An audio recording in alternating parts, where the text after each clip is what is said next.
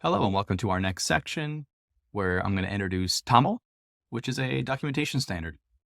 All right, to start, I actually want to go first into Elastic and start looking at some of the security alerts within the platform. We can click this hamburger button here, scroll down to Security, and then Manage. We can click Rules.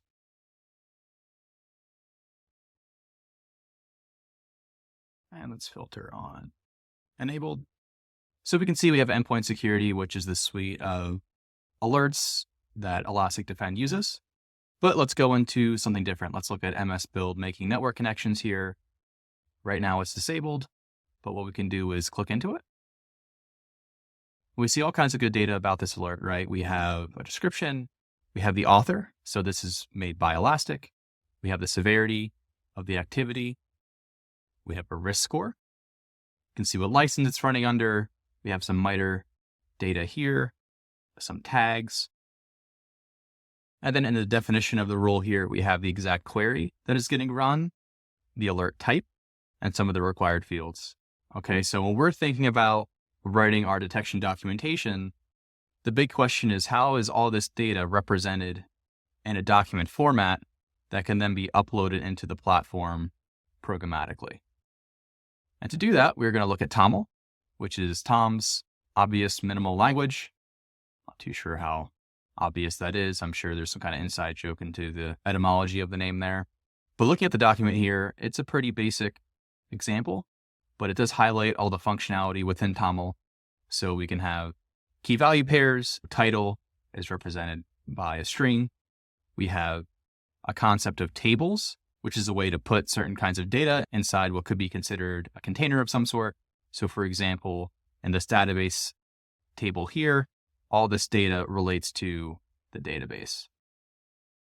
Same thing here for servers alpha and servers beta. Think of it as a way to just categorize the data that's in your TOML document. Okay. Then scrolling down a little bit more here, we can see a Boolean value. We can see arrays being used. You can have arrays in arrays, which is interesting. And if we scroll down, they give us another brief tour here where you can see how comments are used, different ways you can write strings. It accepts multi-line string values here. You can see all the different kinds of ways you can do numbers and integers, how that's all represented. You can see how dates and times are represented. There's all great stuff here. And if you want to dive into it in more detail, you can click this link here and it brings you to the full spec and the documentation. Now we're going to dive into all the nuances and how we're going to use TOML for our detection creation purposes. I think the best way to illustrate how this is going to work is to look at one of the Elastic detection rules.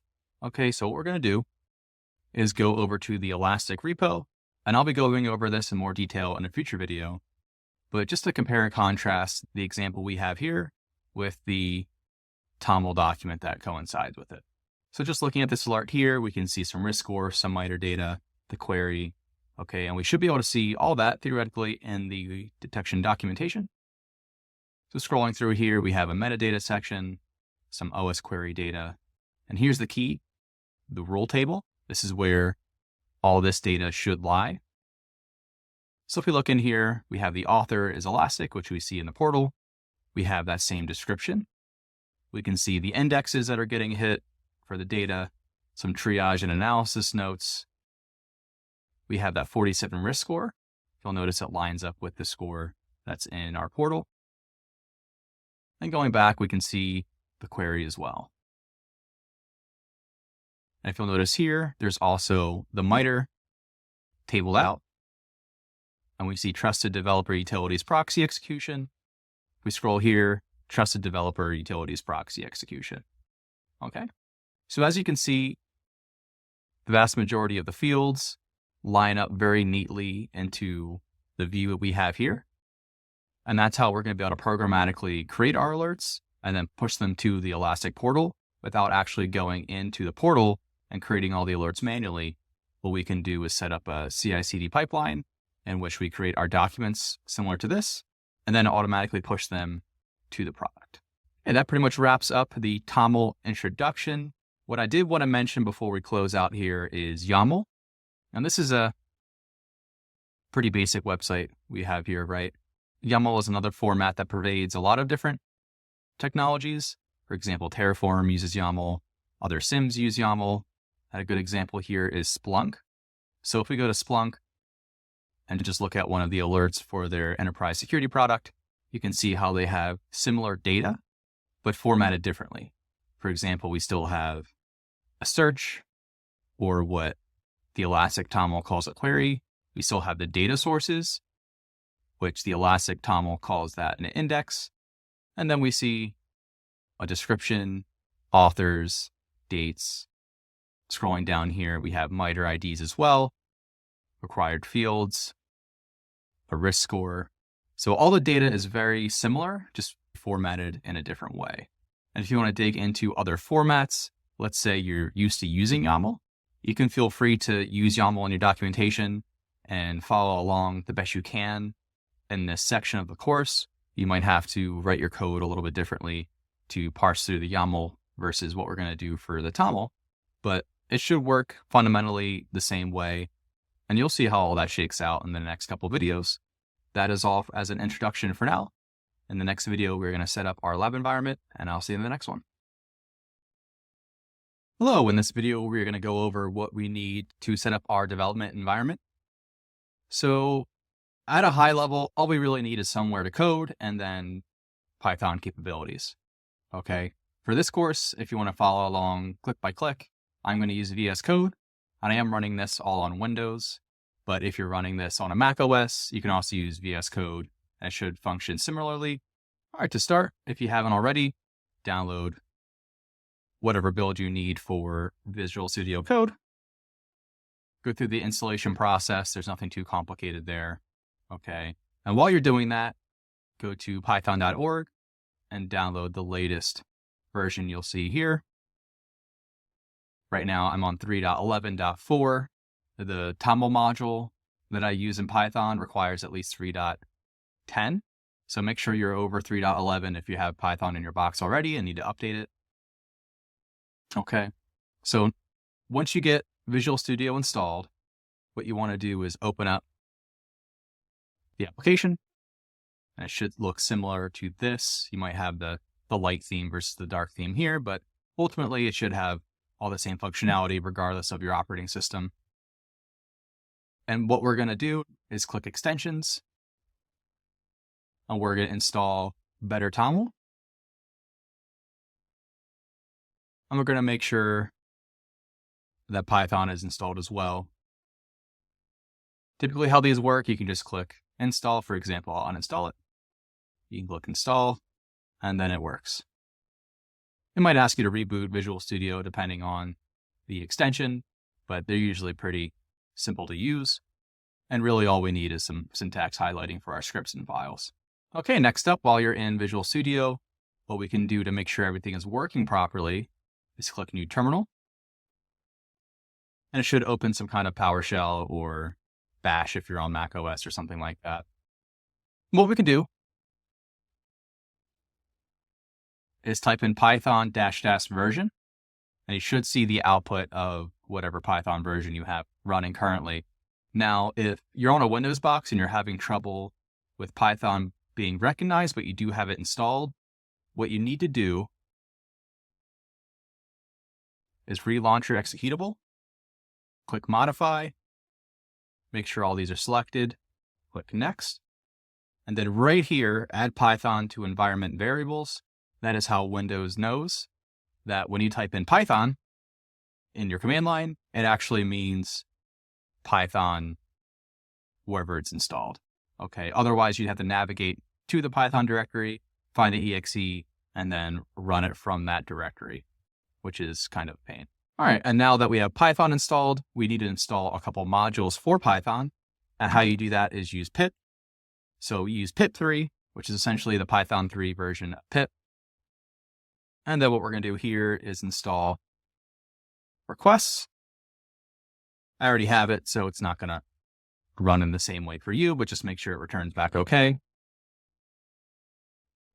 And we're going to install Python. All right, once you have all this up and running, what I would recommend is creating a folder somewhere that you're going to save all your scripts. For example, I can click Open Folder, navigate to my Python folder that I'm keeping all my scripts for the course, and then it opens everything up in here. For you, it'll just be a blank folder, and don't worry about this on the screen right now. We'll get there when we get there, but just make sure you have everything installed. Make sure that you have the requests and PyTOML modules installed, and we should be good to go. Thanks for watching, and I'll see you in the next video. Hello, in this video, we're going to deep dive more into the Elastic rule format, and specifically what data needs to be included into the TOML and what data is optional. And that's a key piece there, because if we look at just the alerts that Elastic has in their documentation, they have very verbose alerts given the few fields that are actually required. Okay? And to dig into this more, first I want to look at their documentation for interacting with their API. And the API we're not really going to touch in this section of the course. That will be a later section where we learn how to interact with it and push our alerts programmatically. But for now, we do need to reference it to check what fields that are required for our documentation. So in the API, there's a section here for creating a rule. And scrolling down here, we can see in the request body, there's required fields for all rule types and then individual rule types here. Okay. And then they have optional fields for all the rule types. So scrolling down, required fields for all rule types. All they require is description, name, risk score, severity, and type. And given that this is only 5 fields, it's interesting to see how verbose all these fields are in comparison to what is actually required.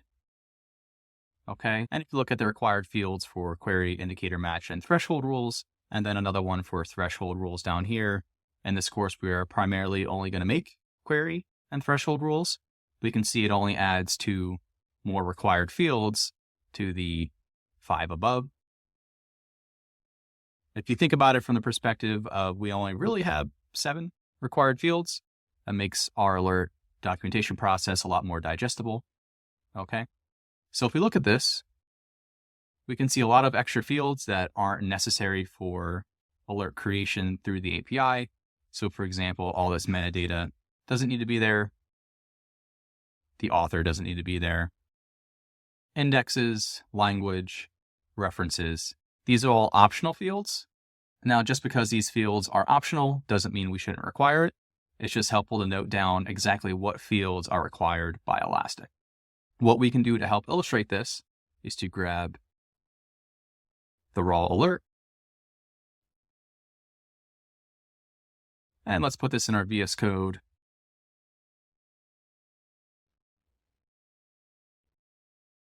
I'm going to call it example.toml.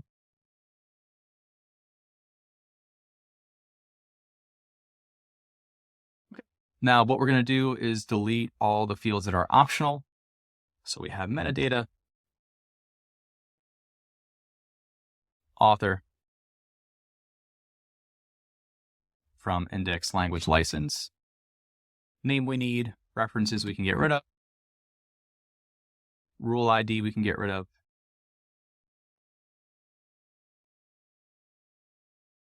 all these, query we need, all this MITRE optional. And if you boil it down into only what is required, this isn't really too bad to look at, right? We can see it all filters down into just the name, description, risk score, and the query. Okay, and what I'm going to do is keep this file and save it as required_fields.toml. And this will be a good reference point if we need a quick look back on what fields are required without digging into the documentation every single time. And what we can do is put in a comment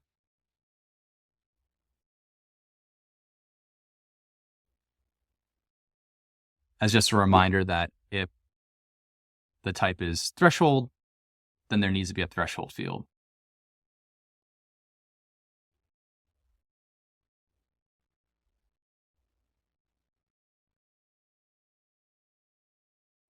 And this will essentially serve as our reference document. All right, this is a quick video just illustrating the minimum required fields for an Elastic alert. I'll catch you in the next video. Hello and welcome to this video where we will go through the Elastic Detection Rules repository in GitHub. And just laying some groundwork, what I have here is VS Code open. I just have a folder here called GitHub where I'm going to store some files for this video. But for now, what I'm going to do is navigate over to the Elastic Detection Rules repository. And scrolling down here, you can see some pretty good documentation where they explain how the repo is set up, how it works, how you can use it. Okay. And essentially think of this repo as a one-stop shop for all things detection management within Elastic as a product. Okay. So Elastic will tell you if you want to manage your alerts through programmatic means to use the tool that they built for detection engineering and alert management. Okay. And what we're going to do in this video is walk you all through the steps on how to download it, how to execute and use the application, and how it can be used if you want it to be solely in the Elastic ecosystem. So to start, what we want to do is go back into our VS Code application. We're going to open up a terminal. We're going to run git clone. And if you click code here, you'll get the URL to clone the repository.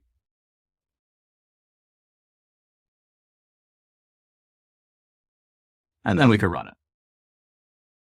What this will do is essentially copy all the data that's in the repository down onto your hard drive.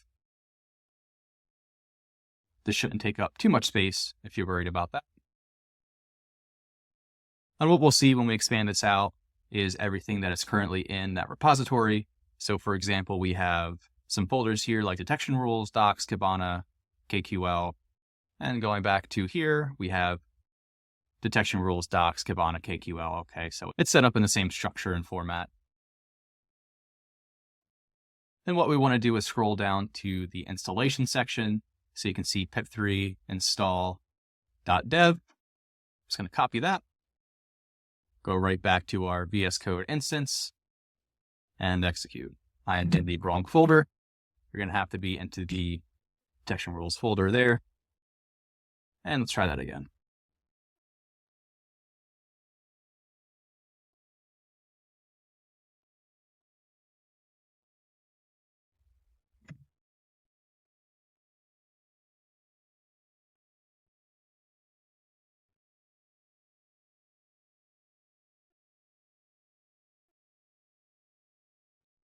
Okay, now that we have that operational, what we can do is go back to the instructions and make sure that this help command works. If you notice what they're doing is running Python and then their detection rules module, which gives us a lot of functionality that we're going to dig into in a second here. All right, and there we go. This confirms that we have the module running. It works properly, at least from the perspective that we can execute it. Okay. So what we can do is just look at some of the commands here. Okay, so we can create rules, we can export rules, we can use KQL or EQL to iterate over all the rules and see if there's any matches. So for example, if you're looking for any alert with a specific file name, you can write that KQL, maybe in Elastic, and then search to make sure it works. And then you could use this tool to then search across all your detections. It has a TOML linter, which is interesting. So if you write your TOML in the wrong way, that will flag any TOML formatting issues. And then these two are the most interesting to me. You have some validations here. So here we have validate-all and validate-rule. This is essentially a way that you can check a single rule or all the rules in the repository for validation checks. Okay. And really what I mean there is enforcement. So for example, if I go into an alert, go to rules, Windows, we just click the first one here. As we've seen in the last video, there's a format that we're expecting. Okay, so for example, let's say name, which is a required field, we delete. All right, now let's save this file. We now have an incomplete TOML file from Elastic's perspective. Okay, and what we can do is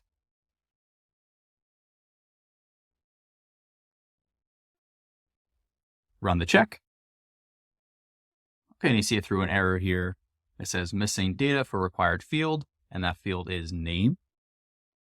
What's interesting is that it's triggering on a lot of other items as well, which makes this out-of-the-box application usable, but it's a little unclear how exactly this could be used at scale if it's not giving you exactly what you want to see. Okay, so for example, let's put just that name field back in, run the validator, and you can see that it was successful. So even though it output all this data as being bad, the problem was just the name. Okay, at the very least, it tells you that the name was bad a couple different times here. So we see it here and here. Okay, let's say we want to do the same test, but run it against all the alerts.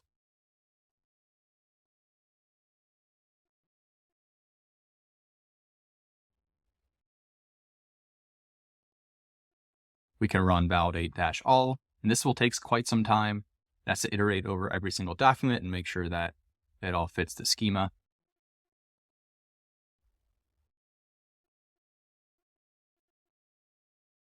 If we look at the output here, scrolling up, you can see that it identifies the file and then gives you a bunch of errors and then that ambiguous error that data was wrong in one of the fields. Okay, let me revert this back. So the big question is, if Elastic gives us this out-of-the-box way to run some checks to validate that the required fields exist, and everything that Elastic needs is present, why wouldn't we for this course just use this kind of product? And ultimately, nothing's stopping you from using this. If you're already using Elastic at your company, you might want to go down this route, mostly because if there's problems with it, there's a community behind it. You probably have an Elastic engineer or customer success manager or something along those lines that you can reach out to. If you have issues, you can get people on the phone to help you work through that. Okay, but that's the pros and cons of using a vendor solution. You might have someone to reach out to, but if you want to customize it, or if it doesn't quite fit your use cases, then you're kind of out of luck. All right, so this was a quick demo of the Elastic Detection Rules repository and the functionality within. The main point here is that we want to make sure our files are correct. They have the correct fields. Okay, but what we're going to do is not rely on it for this course. We want to make sure that our files are correct and they have the correct fields and all the data that we expect. In future videos, we are actually going to write our own scripts to do all the data validation, field enforcement, and upload all of those to Elastic. I hope this has been interesting, and I'll catch you in the next video. Hello, in this video, we're going to go over how to validate a TOML document. So when talking about documentation validation, what I mean there is ensuring that the document that we're calling, a .toml, is actually following TOML standards and syntax. This is really important because if we don't have this step and we build a lot of scripting and automation, assuming that our TOML documents are properly made, then if someone writes an incomplete TOML file, we're not following TOML syntax, that can break the whole chain of events that we'll be scripting out in the future. There are multiple different ways that you can validate a TOML document. There's one-off executables, various GitHub projects, there's Python modules. There's some that are a combination of all three of those.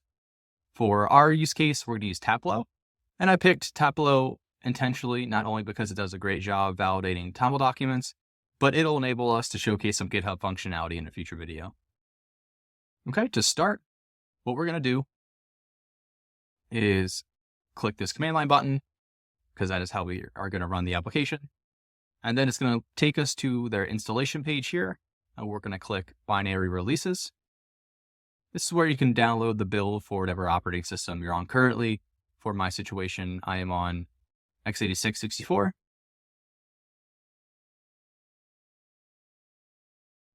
right, and once that downloads, I'm going to put that in my GitHub folder that we used in our previous video. We're just going to right click, extract.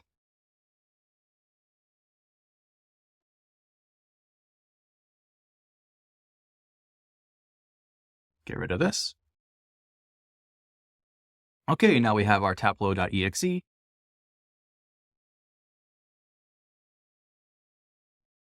And while we're still in the documentation, you can click through here. There's some mention of how to create a Tableau configuration file, how to do validation. Essentially, the command is just Tableau space check space the file name, which makes it really easy to use. And to do that, we're going to go into Visual Studio Code. And we're going to open up a terminal. What we're going to have to do is navigate to our Tableau folder. And you can see the Tableau executable in here. If you try to run the executable, you'll see it prints out the help function there. And you can see the commands here. You can run a certain Tableau configuration file. You can format TOML documents. You can lint documents and check them. That is what we're going to use for our TOML validation. All right, so what we're going to do to showcase Tableau is to grab one of the detection rules that we downloaded from our last video and then put it in the folder that has the tableau.exe. So we can navigate right to rules. Let's go to Windows and let's grab this one. Some PowerShell activity on Exchange email collection. So I'm going to right click, copy this, and paste it in our folder. And now we have this file. We can see it's in Tableau, so we're in the right one. So what we're going to do is just run it out of the box. You do check. And then we can do the file name. We can see all we get is an info line. That essentially just means that it found the file, it ran checks, and that everything returned okay. What we can do to mess with this a little bit is maybe delete a section. So if you notice, the linter that we have with our TOML parser shows that there's a problem here, and we could run the same check. And using this really cool visualization for where the problem is, it tells us, hey, you have a key author, but no value for the author. This is really helpful because if you remember back to the Elastic GitHub project, where we downloaded their application and ran it, and the error given was a little bit ambiguous. This is more of what I like to see out of scripts, out of my own custom code, to have it very explicitly told to you what the problem is. And now what we can do, put that back in, save it, run it, and we're good to go. If we do the inverse of that, we could do the same thing, run it, and it's finding all kinds of problems here, given how we just broke the TOML.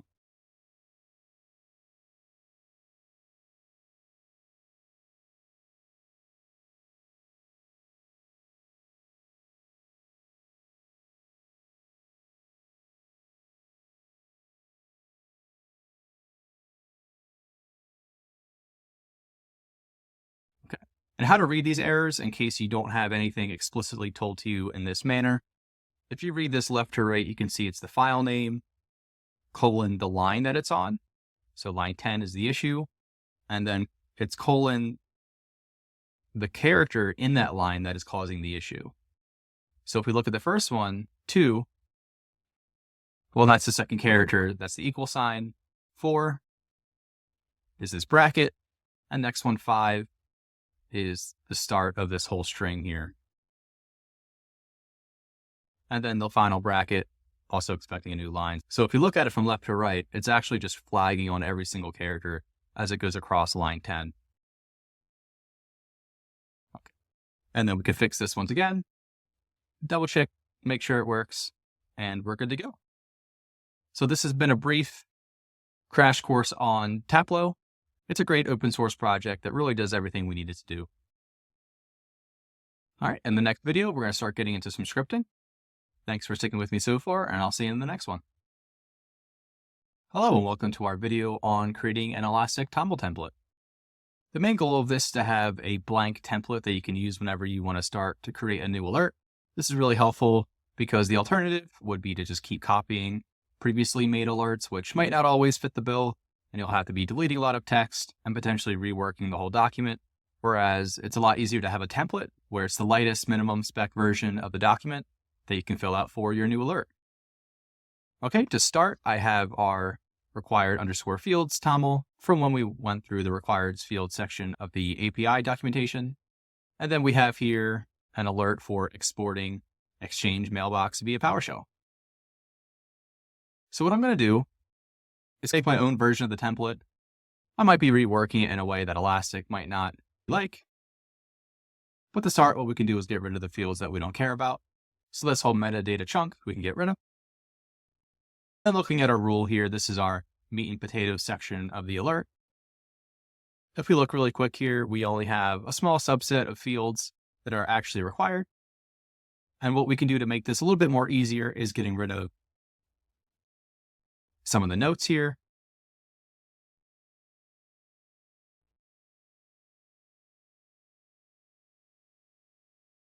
And that consolidates this field. And then what we can do is start going from the top to bottom and reworking this. So first on our list, we have author.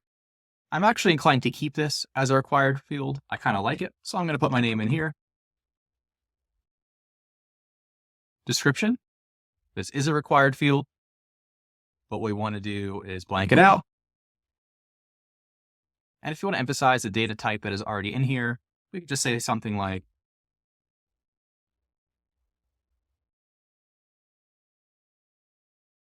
that. False positives, that's always something we could add in later. From, that's a nice field to actually keep. What from does is change the default look back time. By default, from is actually now -6 minutes. So in the case of this alert, they pushed it back to 9. I think that's pretty helpful to keep on here. For our lab, this might not be a factor because of how fast all the logging operates. But in a corporate environment, you might have some delays in logging, whereby a couple minutes delay might throw off this whole look back time completely. But to keep this easier to work with, I'm actually going to set this field as the default for Elastic.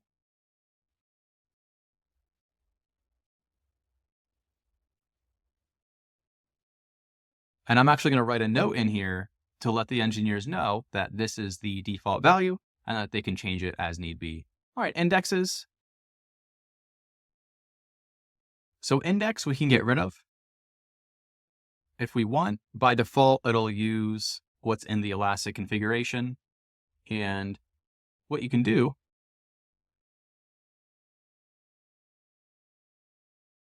if you go into stack management and scroll all the way down to security solution, you can see Elasticsearch indices, and there is a default index section here. And you can see the default indexes that Elastic gives us. For our lab environment is perfectly fine. Everything should be in one of these log categories, which is great. But just know that if you're in a corporate environment or you're using Elastic in a more comprehensive manner, that you can set this for your use case or make sure that you're requiring the index in your documentation. To make things simple, I'm just going to delete it.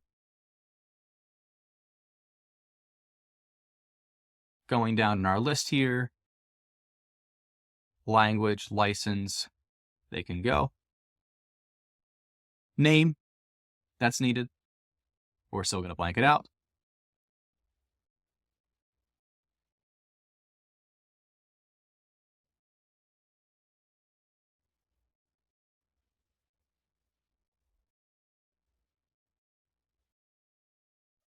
And then emphasizing that these are typically for analysts. So once they get the alert, that note and description will help them figure out what to do in their analysis.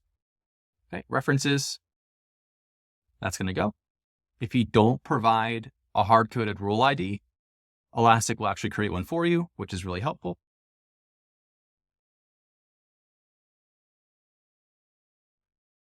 Severity, that's a required field. Tags is optional.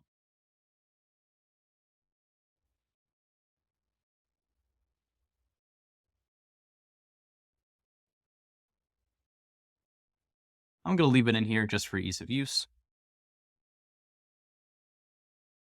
Timestamp override is optional, and type is required, as you can see here. and query is also required. The tables here for MITRE threat data, they're not required for the Elastic instance and importing the alert, but I actually want to make it required from the perspective that we want a MITRE attack tactic and technique to always be assigned to one of our alerts. And if you notice, they have multiple tactics and techniques in here. So in our example, they have the tactic here, and then they have a technique and sub-technique example right here. I'm going to get rid of this one.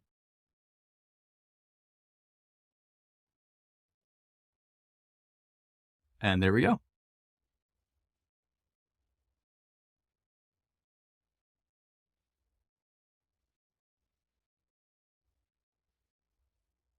And I'm just going to write a little note here that this is an example tactic, technique, and sub-technique, more of a reminder for the engineers that come behind you to fill this out with some new information. But it's okay to have this pre-populated.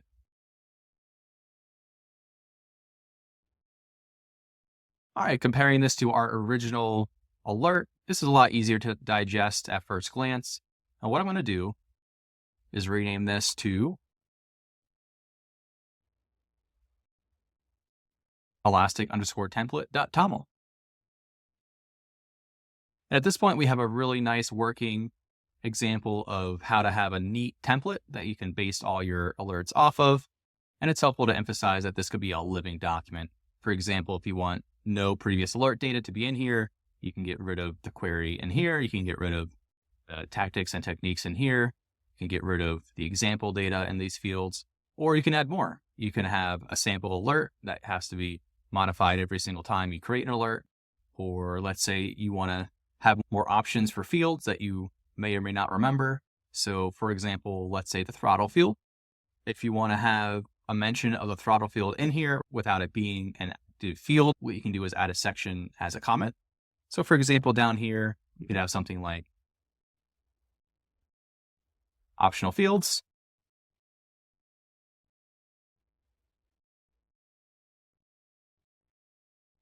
Maybe with some examples.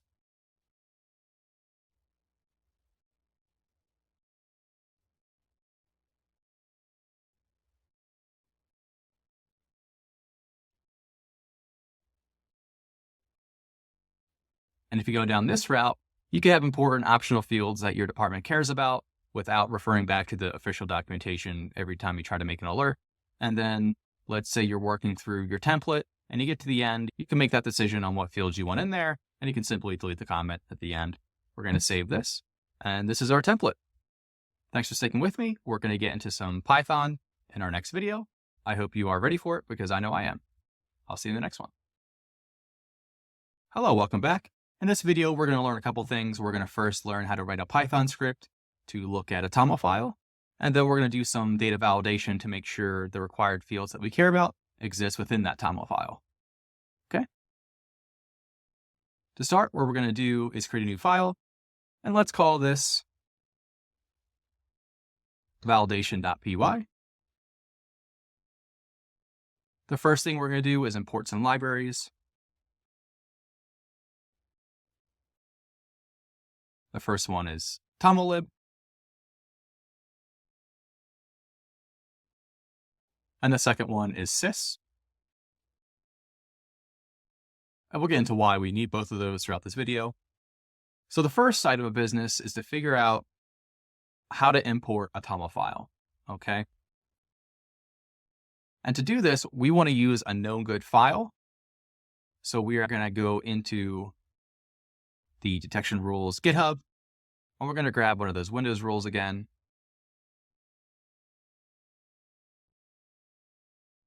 Okay, now we should have this collection _email _PowerShell _exchange _mailbox.toml. Bit of a mouthful. And what I'm going to do to make this a little easier to work with is call this alert _example.toml. And we're just going to make sure that it is in the same path as our Python script here. Okay, going back to our validation.py. So what we need to do is to read this file into some sort of variable that we can manipulate.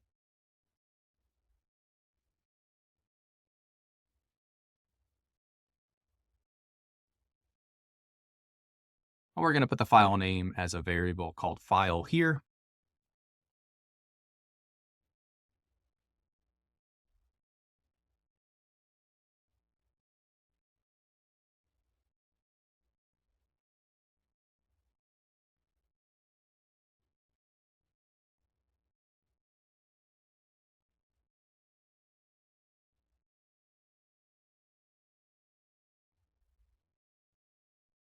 Okay, so essentially what we're doing here is reading that file in, and we're calling that read data TOML. And then we're loading that TOML data in through the TOML lib library and putting that in a variable called alert. And what this will let us do is read some of the data. So let's launch this. And it's not formatted, but if you kind of glance over this for a second here, you can see the metadata table here, and then the associated fields contained within the metadata field. We go back to alert example.toml here. You can see it's lining up pretty nicely. You can see that's reading in that file and it's storing it in this alert variable that we can work with. But the big question here is, how do you parse through the data? And by parse, I mean, let's say you want to pick out one particular piece of the data and print only that piece of information out. So looking at that alert, let's say we want to print out the name of the alert, okay? And what this requires, whether you're using TOML or YAML or any kind of file format like that, is some kind of loop where you can iterate over the data. If we look at it from this perspective, okay, when we talked about tables, think of tables as a container. So we have one container here and another container that goes all the way down, essentially to the bottom of the document, okay? To help show that in Python, what we can do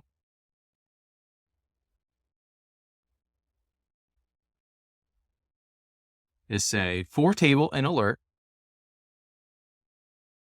and by table, I mean these sections here, print the table. And we can see our script pipes out the metadata and the rule table. Okay, so it's kind of nice once we load the data in, you can see how the Python library is smart enough to know that these are two distinct pieces of data. So what we want to do next is to iterate even further. So we're going to say for field,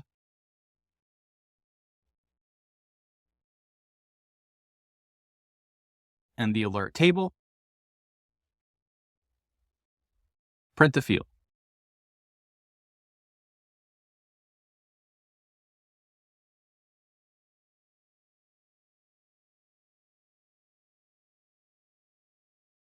You can see all the fields that are listed in the alert.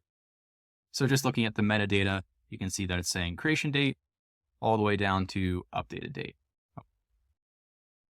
And to help illustrate this, what I'm going to do is comment this out. We're going to be a bit more explicit, okay? This is looping over everything. Let's say we have 100 different tables in our alert document, as a hypothetical, and we only want that rule section. We could also say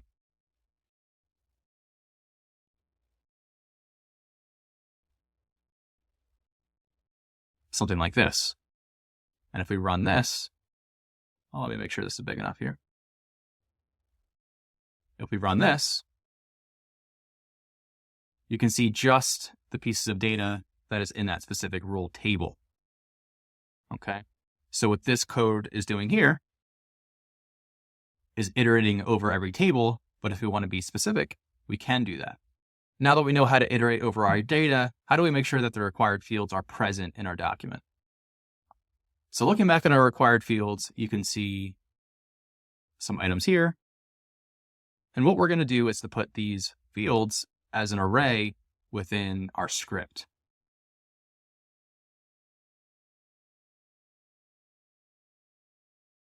So we're going to get rid of this. And let's call this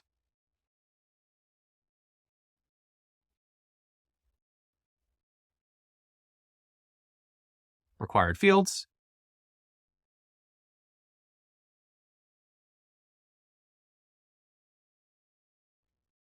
And we're going to just grab these.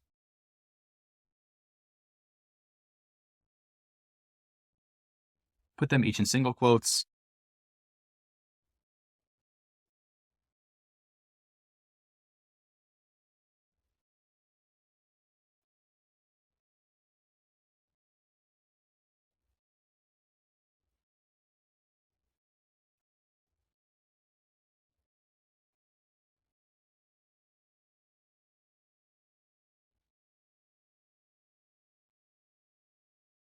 We have a bit of a roadblock here. So what happens if we want to make a threshold alert and that requires a different field? And we're going to solve that problem in a second here, but let's at least make sure that we can write some code that iterates over the data and make sure that these fields are present. So what we can do is to create another array. We're going to call this array present fields. And similar to the code we wrote before, we want to iterate over our alert data and account for all the fields that are present. So I'm actually going to take this code that we wrote, insert it down in the bottom here.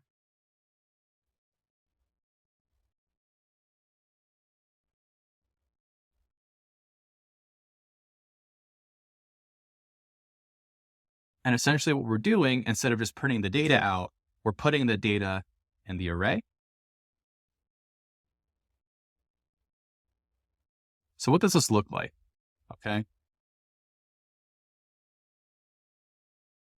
We now have an array that contains every individual field that's in our alert data across all the tables. Now, what do we do if a field does not exist in this required field section? Okay. So let's say, for example, we want to get rid of name. And we need to know that name is the field that's missing because it's a required field here. So what we're going to do is create yet another array called missing fields. And the idea here is that we're going to loop over our required fields array and see if each of those values exist in the present fields array. So we're essentially just doing a comparison between the two. And to do that, we can say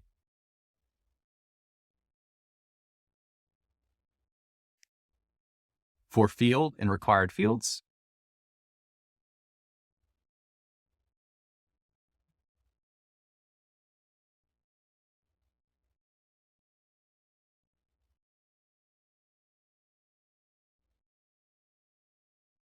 to walk you through the logic here, we're looping over each item here.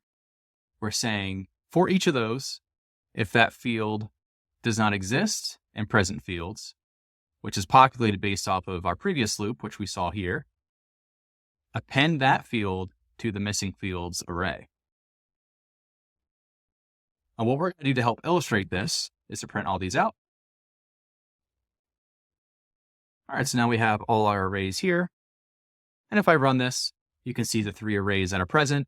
So we have the required field array, we have the present field array, and then we have what is missing from the required fields in the present fields.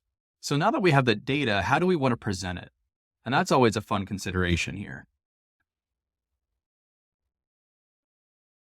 If missing fields, and what this means in Python is we're essentially saying if any data exists in missing fields,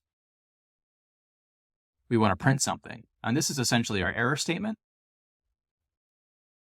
And we want it to be as verbose as possible, but also straight to the point. Thinking back to the elastic detection validation process from a couple of videos ago, we want to avoid that problem where it's dumping too much error code. So we're going to make sure ours is as concise and straight to the point as possible. So what we can do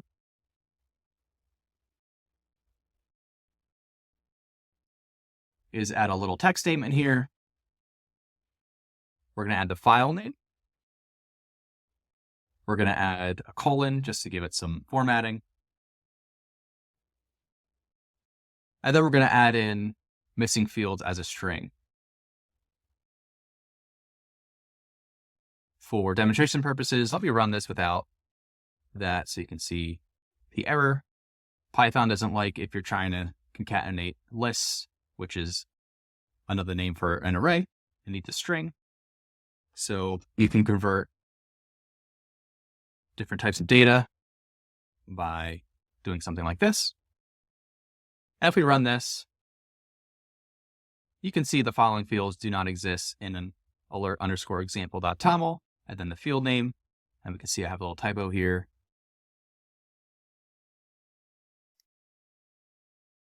Here, rerun that. So here's it better formatted here. And this is an example of what I would give to, let's say, one of my junior engineers, so they know exactly what file and what field they need to go add or edit or change. Okay. So at this point, we have a pretty simple but very usable data validator for fields. The big question now, to make this more complicated, is what do we do if the type's different? Because the fields are going to change. So to do that,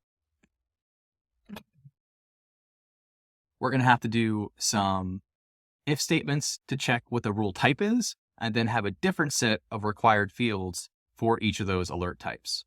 Okay. So what we're going to do is break this part out. And we can throw that here for now.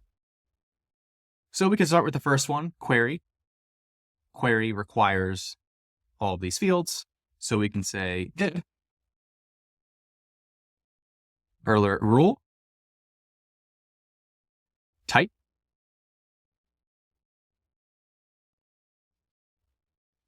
is equal to query. Set these as the required fields. Okay. So if we look in our alert example, we can see rule refers to this chunk, and then we're honing in on type, which is this field here, and it's EQL. And EQL is actually pretty particular because if I bring over the documentation over here, if we go into the documentation, scroll down to event correlation rules, which is what EQL is, it requires the language field. Okay. So looking back in our documentation, does the language field exist? We could say yes. But if we look in our script, the language field isn't here because query doesn't care about it.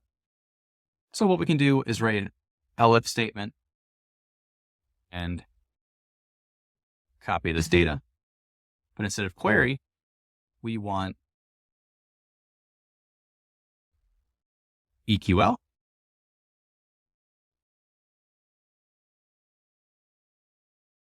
And since we just discovered that EQL requires the language field,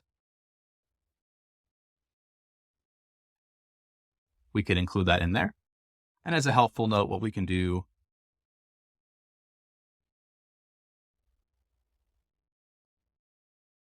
is write a little comment showing that EQL is event correlation. Okay, moving on to our next type that we care about. If we look in our example here, type threshold. So we're going to copy this whole chunk, type threshold.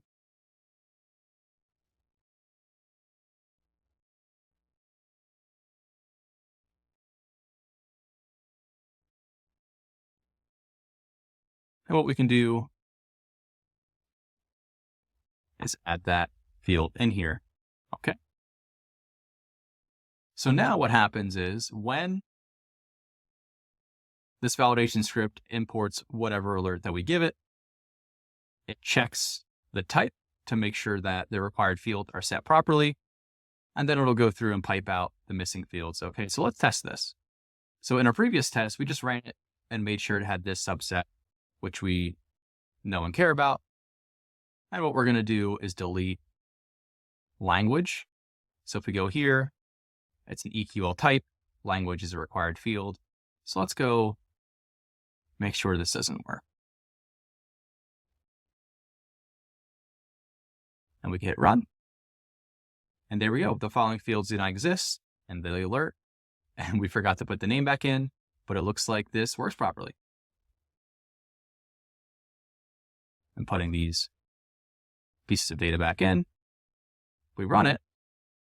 So let's say we want to put some data in here and it's not required. What we can do is put in an else statement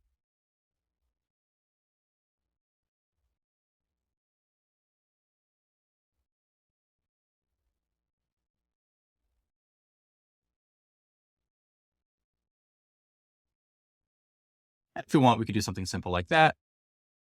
Validation pass for file name. Okay, this concludes our very simple but very useful script to validate our required fields for the specific alert types that we care about. Please note that if you are using Elastic in a more comprehensive manner outside of this course, you are going to have to write more validation queries according to the documentation. There's only so many event types that you'd have to calculate into this required field section. Okay, but it'll all function the same. You just tack on whatever one you need. All right, that concludes this video. This is a good bit of Python. I hope you all enjoyed it. I'll see you in the next video. Hello, and welcome to our next video where we will create a MITRE object within Python. Now, what exactly does that mean? If you go into the MITRE GitHub and look at their CTI repository, there are different attack versions. Okay, and if we go into enterprise attack, and if we look, they have an enterprise-attack JSON file here. In this JSON file, there is an absurd amount of data in here. It sometimes breaks my browser just trying to comb through this via a browser. Control F also sometimes breaks it, so be careful using it from this perspective. But just know that it is essentially a JSON file of all of MITRE attack. So if you think about the matrix for MITRE, every single piece of data in here is essentially represented in that JSON file. So if I wanted to look up the resource development tactic, the compromise accounts technique, and the email account sub-technique, that is represented in this JSON file here. We're going to dig more into that in a bit here. Okay, so now that we know the object of the game here, what we want is to grab this file and essentially parse through it and to make the data easily accessible for our next iteration of our validation script. Okay, so what we're going to do, make another Python script. Just call it MITRE.py. And first off, we're going to import requests. That is the module by which Python can send web requests and gather data. I don't quite remember if this is installed by default or not, but if it's not, you could type in pip3 install requests on your command line, and that should download the appropriate module for you. Okay, so first off, what are the different pieces of a request? You're going to have a URL. You're going to have some headers from your web request, and then you're going to have some kind of function. All right.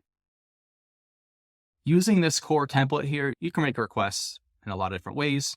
What we're going to do is navigate to this raw github-user-content.com link. You can get that just by clicking Enterprise Attack and then viewing raw.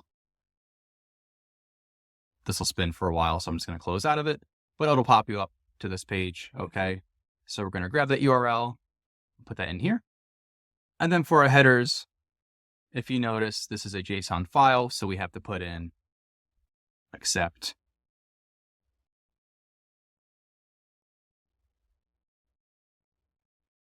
application JSON. There we go. I can't type apparently. All right, so we have our headers in here. And now looking at our requests, how they work, you type in the URL first. You have to declare the headers. So the headers equal headers, which is just what we put here. And then what we could do is make sure that data is coming in via JSON. We could put all that data in the request in a variable. And then we can look at that data by just printing out the object that we're creating. So let's run this and see what happens.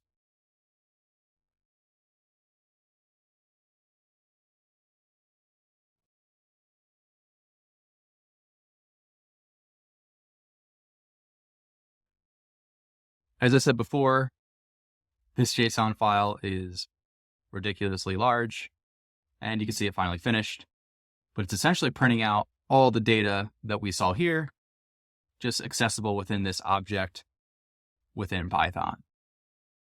If this is all we needed, that'd be great. It'd be easy to work with, and we can kind of call it a day.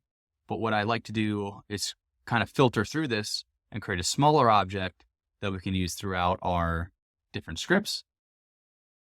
Okay. So to do that, we're going to make a function that iterates over this data and creates a smaller subset of it. All right.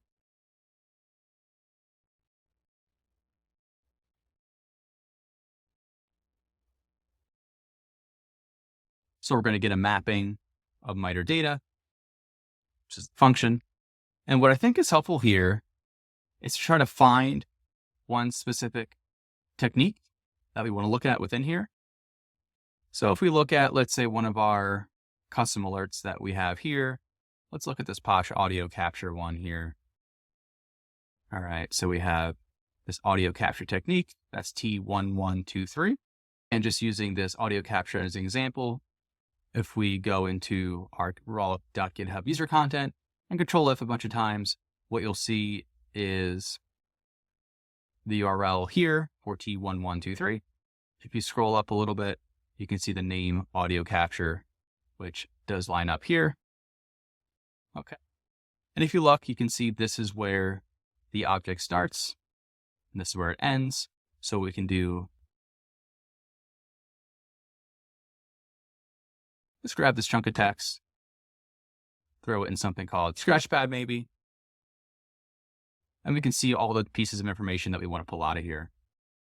So when thinking about how do we peel apart this giant mass of data, we really only care about the techniques and the tactics that they sit under, and all the data that we want is in here. Okay, so looking at from top to bottom, we like the name, we like the phase name, which is the tactic, we like the URL, and we like the TID. So the whole end goal with this MITRE script and this mapping that we're going to try to make is to consolidate all this data down into those fields that we care about. Okay, so going back to our script, let's leave this Scratchpad here. I'm going to save it. Let's go back to the very top of this document. So if you look at the start here, we have some IDs here. We have something called objects, which seems to kick off everything. We'd probably have to scroll down to the very bottom of the document. And then if you see spec version, okay. So from here, I don't really know how many lines of code that is, but moving up to the top, we really only have 4 pieces of information. We can confirm that. Before we dive to the whole function here, let's iterate over the data and then see what happens. So for X, MITRE data, print X. And this should be very similar to our other script where we're iterating over the TOML. Now we're iterating over a extraordinarily large JSON file, okay? So if we run this, oh, I didn't like the size of my screen there. Let me run this one more time. See type, ID, objects, and spec version. And that kind of confirms what we were supposing based off of just eyeballing the data, okay? So what we care about are objects, all right? And what we're going to do as an exercise is to find these pieces of data within here. So we're going to say for object in MITRE data. And since we already know objects, we don't have to iterate over type, ID, spec version. Say objects.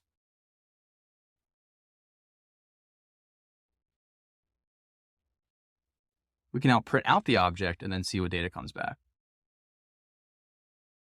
And again, there's going to be a lot here.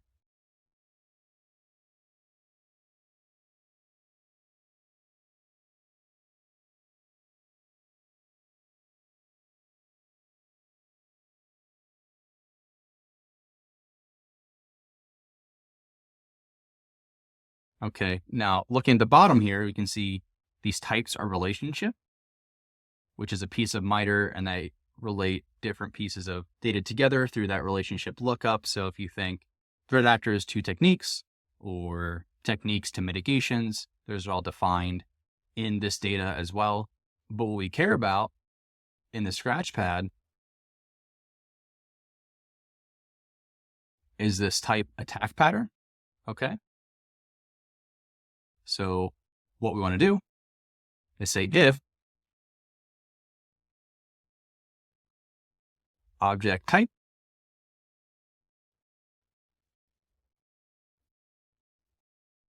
equals attack pattern.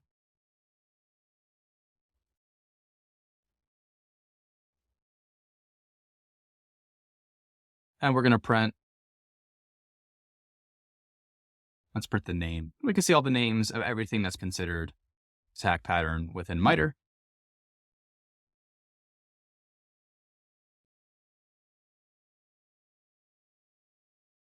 So now that we know that these objects are printing properly, what we want to do is ensure that the fields that we need exist. I'm kind of giving you the answer here really quick because that data set is so large and it's kind of hard to parse through the first time if you're not already aware of this. But some of these fields, for example, external references could be blank, or we could have an attack pattern that might not have an external ID, and those aren't the ones that we care about. So what we want to do is to ensure that the external underscore references exist in the object. And to do that, we're going to say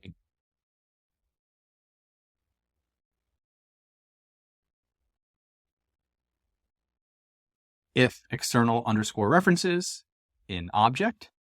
So we're essentially just confirming that this field exists within the object that we're looking at. And then if we look into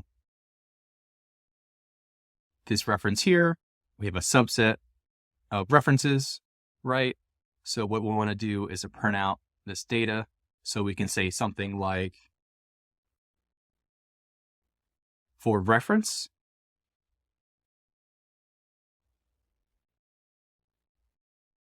in object external references.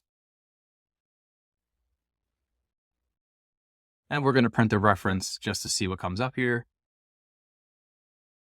And what we should see when it returns back is a bunch of TIDs.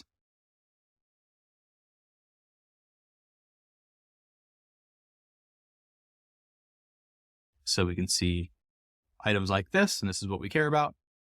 Okay, but it's printing everything out here. And if we want to hone in on just items that have an external ID, which is what we want to do, we could add another check.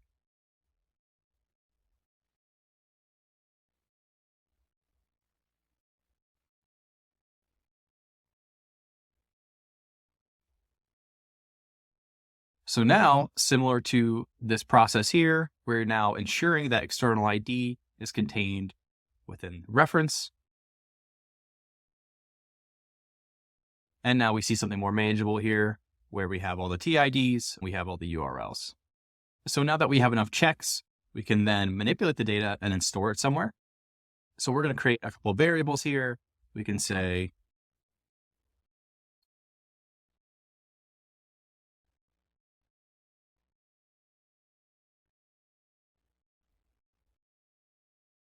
let's say technique is the external ID. Okay, so the technique variable will be the TID.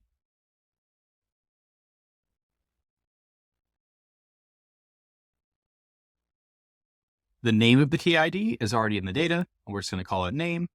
So going back to this example, instead of digging into here, we're doing the checks to make sure that TID is here, but then we're going to grab this name up here.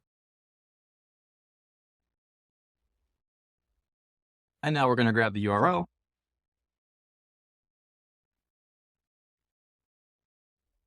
So what we can do to just verify this really quick.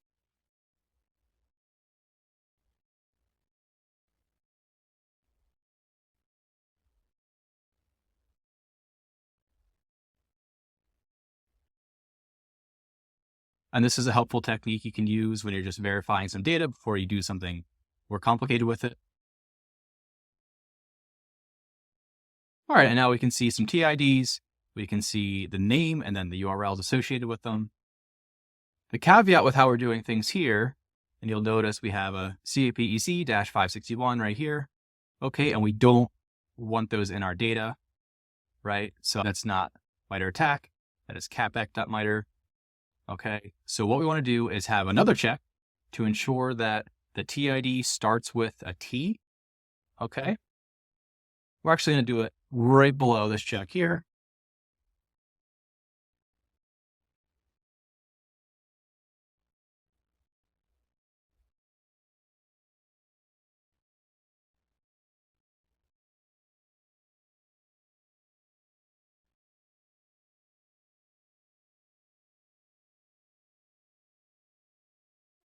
Okay, just looking at this really quick, we're saying if this first column essentially starts with a T, we can now declare the variables and print them out. So if we run this again, this CAPIC ID right here should go away. And there we go. Now we have a nice consolidated list here. So all that's left is to ensure that we have the tactic in here and to make sure we have a check to see if the alert is deprecated or not. If we look back to our reference scratchpad here, the tactic is under kill chain phases and then phase name. So what we can do is just add another check similar to how we've done it a couple times before.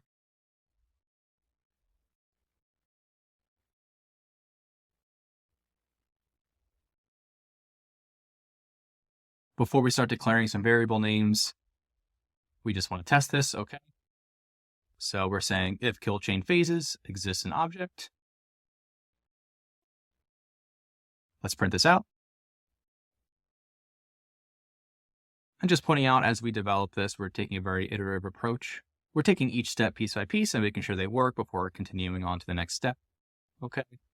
So just look through this now that it returned back. We can see MITRE TAC as kill chain phase names. If we kind of scroll through all of these, that's pretty consistent. So we're not going to have to filter on that.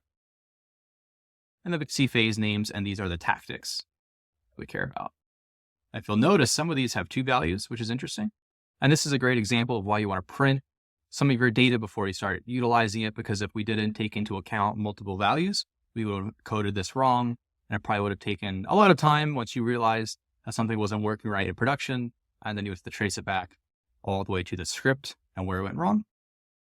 Okay, so now that we know that there's multiple values, what we can do is loop over those. Okay. So let's say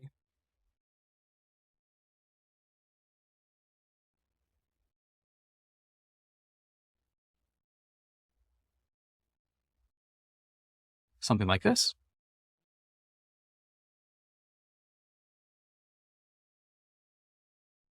And now we have all these broken out. And what we're going to want to do is to store this data in an array so we can utilize them later. Okay, so what we're going to do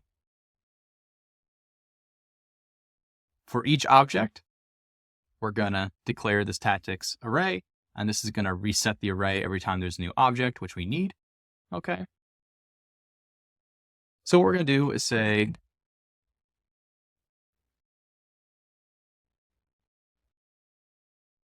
tactics.append tactic. All right.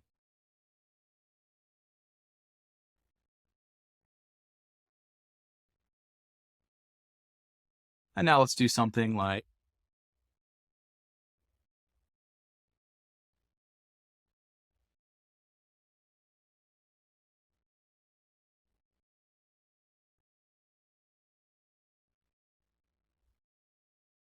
this. And if you'll notice, it doesn't like us using lists as a string. So what we can do, convert that.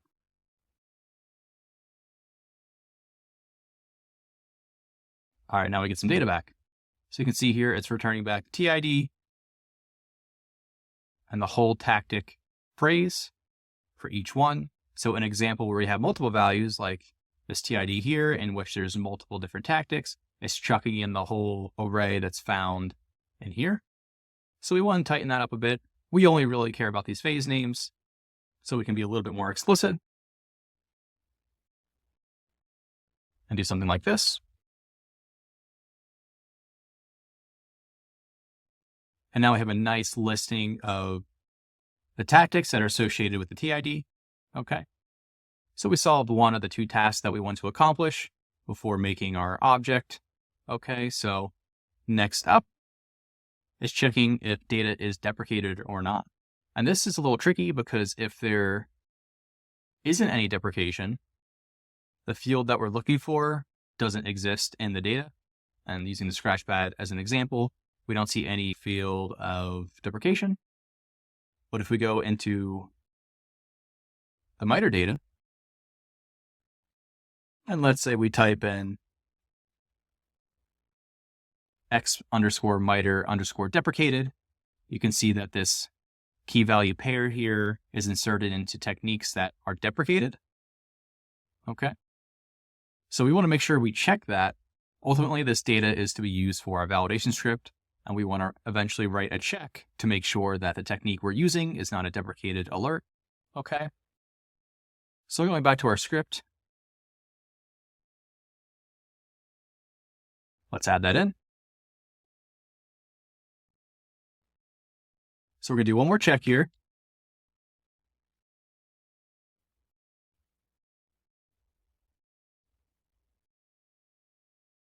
So we're saying if that field exists in a given object,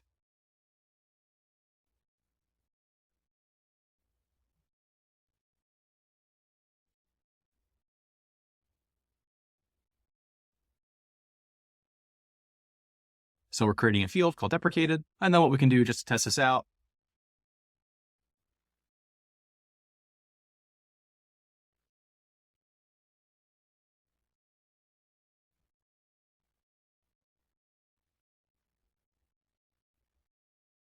the Boolean value. So we're going to convert that to string.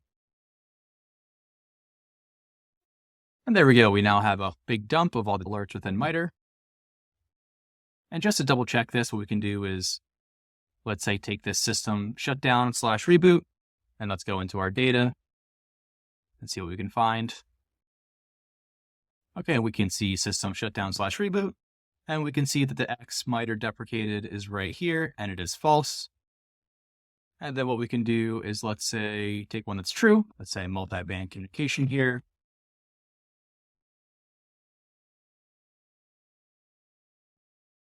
We can see the attack pattern.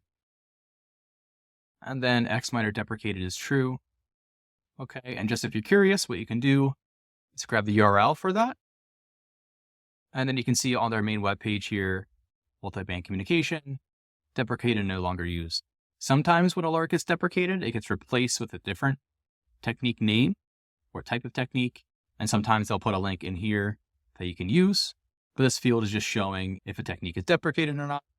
All right, and going back to this as an example, we can't rely on that field to always say true or false because not all techniques are kept up with that name value pair.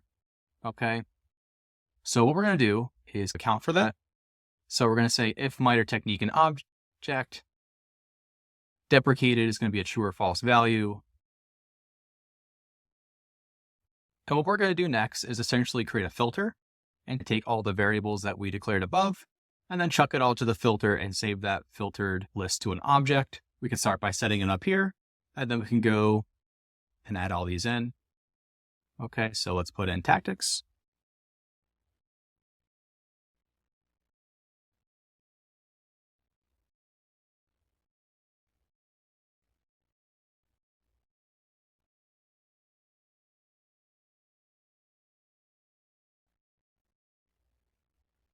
And then we could do technique.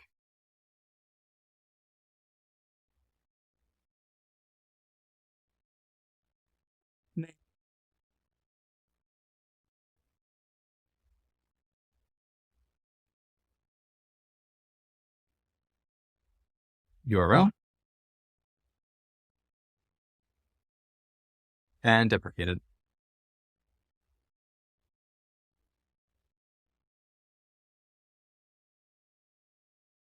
All right. Just to make sure this works, what we should be able to do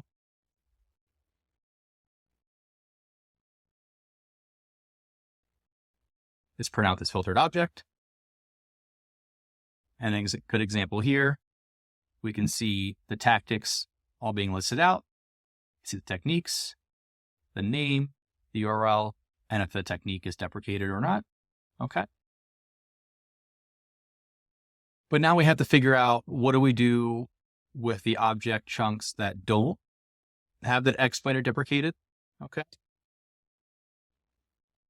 So what we're going to do is something very similar.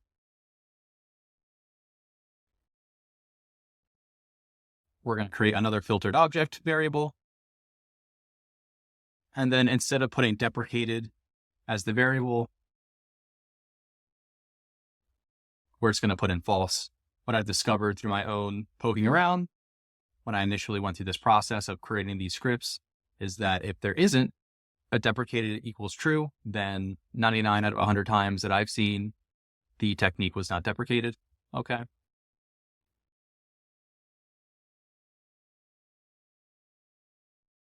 And now what we want to do, since we have our single line variables here, we need to store it somewhere else. So then we can use that container of data in the rest of our scripts. So we could call this something like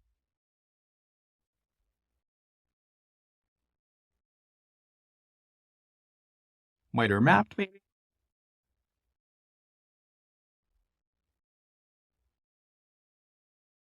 And technique is the filtered object. We haven't declared this yet, so what we're going to have to do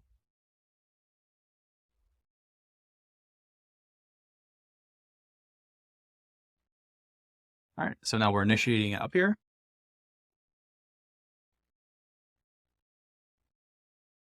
And then putting all the data in down here. So what does this look like?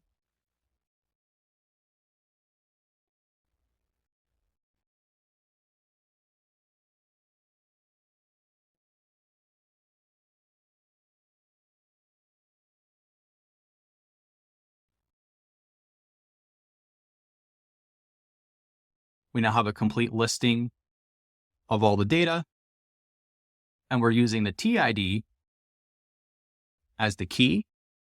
All right. So what that means is, let's say we're using this as an example. Let's say we want to grab the name of this TID. What we can do, if I can copy and paste correctly,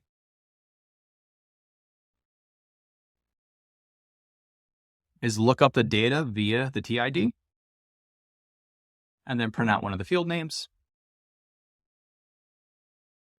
Okay, now we have audio capture. All right, what if we want the URL? We get the URL. All right, now here's the kicker. What if we want the deprecated value?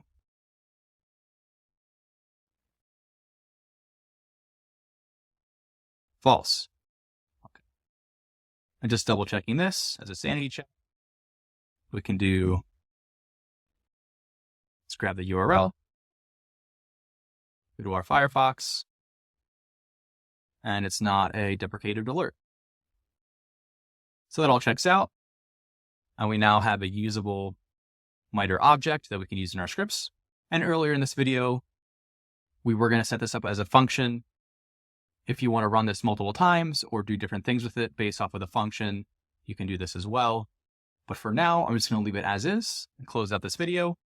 Hopefully this has been helpful in showing how we can take a very large data set, and with a little bit of work, a little bit of digging and filtering down, we can create something smaller and easier to work with.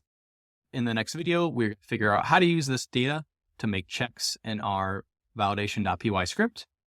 Thanks for sticking with me. I'll see you in the next one. Hello, and welcome to our video where we are going to figure out how to run our validation.py script against multiple files. Okay. So to start, we're going to create a new file here, and let's call it getFileNames.py. Something pretty simple. Okay. So what we need to do is to figure out how exactly we get to the directory we care about, and then how to iterate over that directory and print out the file names that we need, so that way we can use those file names in a loop, similar to how we use this validation.py script. Okay, so instead of opening that file directly through this chunk of code here, we're going to point to a directory and say, loop over everything. If the file is a TOML file, run it through these checks. Okay, so to start, we're going to import OS. And then we're going to say for root directories and files in os.walk, do something. So essentially how this works is it's looking at the root directory, the directories contained within, and the files within a given file path. and it'll spider through the file directory that you give it. Okay, so how do we get the directory that we care about? In my example, I have everything on my iDrive in Google, TCM subfolder, and then Python. And right now, all my data is just in GitHub. If you type in pwd, which means present working directory, you'll get your current file path. We're going to copy this and put that right in here.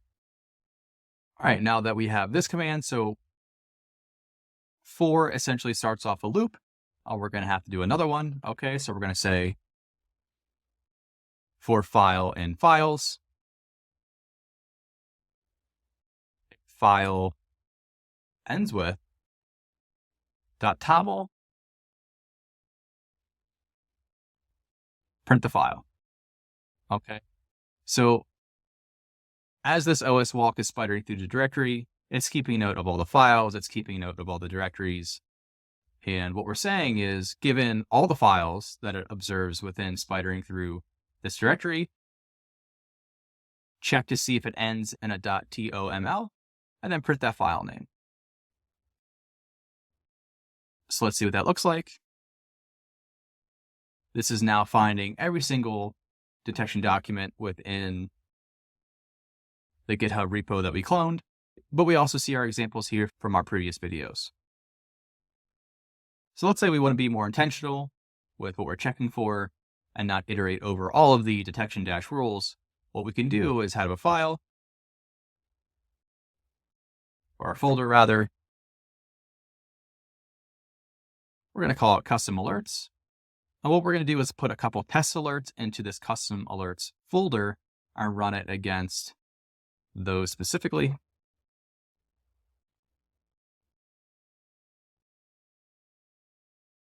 All right, so if we run this right now, nothing's going to come up. Our folder is empty. And what we can do here is grab a couple of these rules, copy them, and we're going to place it in our custom alerts folder here. So this will be a nice data set that we can use.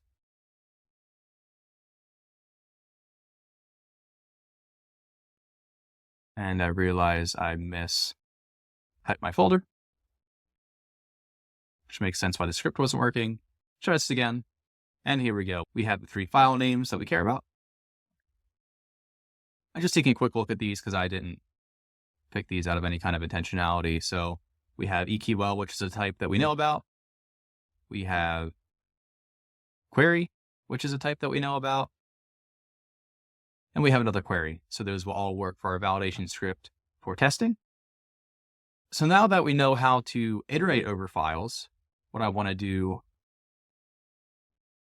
is grab this and place it in our validation.py script. So we no longer need a reference to a single file. What I like to do is at least keep that in a comment. So if we need to do testing on a very specific alert, you can take the comment off, add in the file name, and you can do some testing on a single alert versus iterating over all of your documentation. Okay. But instead of printing files,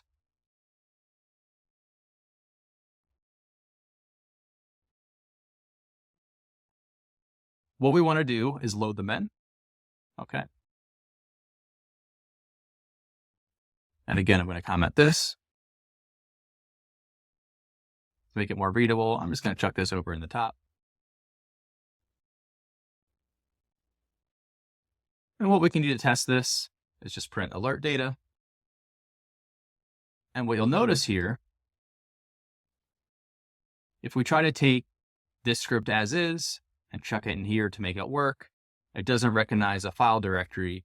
And that's because these files are in a different path than the validation script. So we need a way to not only grab the file name, how we did before, but grab the directory as well. And what we can do, instead of file here, we're going to make a variable here called full path.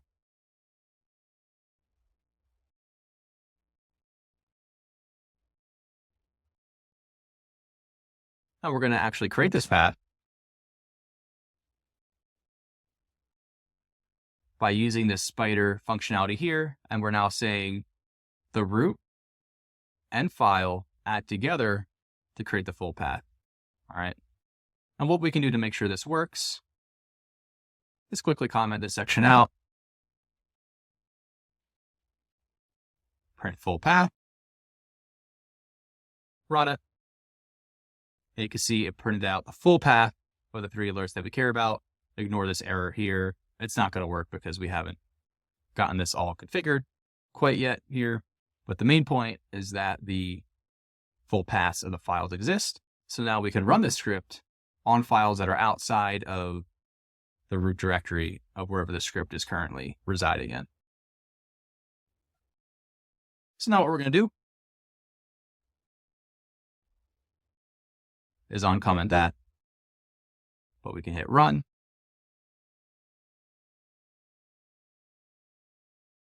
What we can see is that this TOML library is successfully parsing through and printing all these alerts. And then you can see our validation pass for the very last alert because it only knows about the last one from this loop. Okay. This variable essentially gets rewritten for every time the data gets loaded in. So by the time it reaches all these statements, all it really knows is this last object here. Okay. So what we have to do to fix that is add all this code into this loop. And pretty simply, what we can do is highlight this whole block. And we're going to add some tabs in.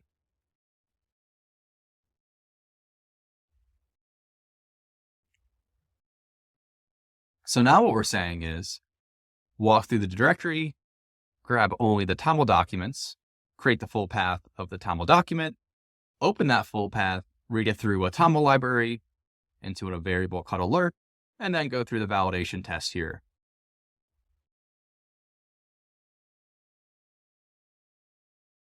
And you can see it passed each of these alerts here. There are some other little tidbits we can edit in here. Okay, so for example, let's say that we go into one of these alerts, and let's say we change the type to something that doesn't exist. What happens when we run this validation script? All the validation script knows is that missing fields doesn't exist because none of these checks were able to be made, and that's a big problem, right? So what we can do is write a basic else statement. So it's saying if none of these match,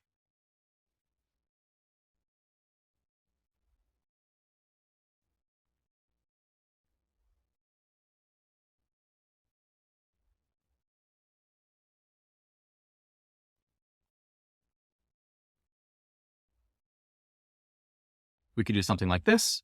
So we're saying if none of these exist, we need to pipe out an error here.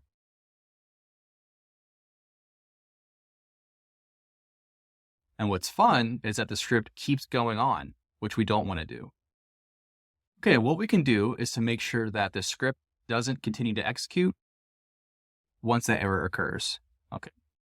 And what we can do is type in break, which essentially means to stop running the current loop and to go to the next loop.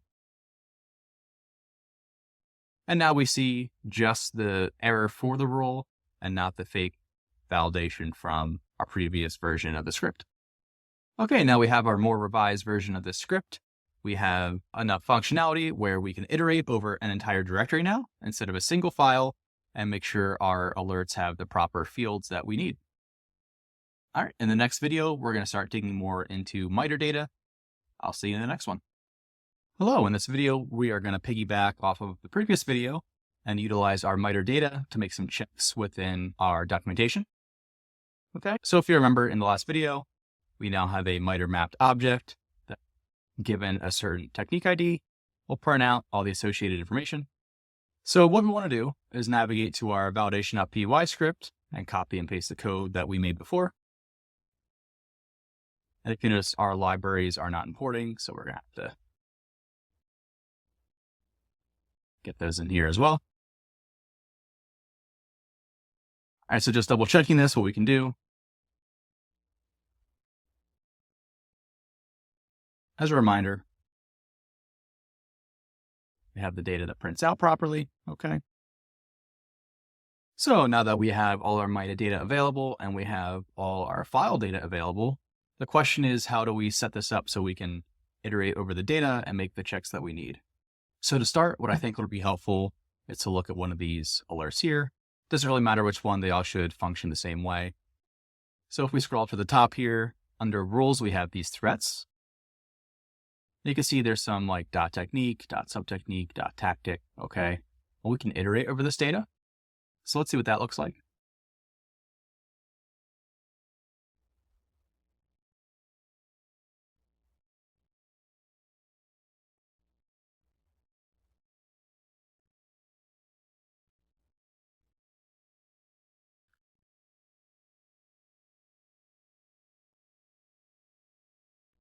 Run that one more time. There we go. All right, so we can see all the technique, subtechnique, tactic data all in here, okay? And if we notice, one common theme is they all use the MITRE ATT&CK framework, and that's declared in here. What we can do is filter on that and make sure that we're only looking at MITRE ATT&CK data. So to do that, we're going to say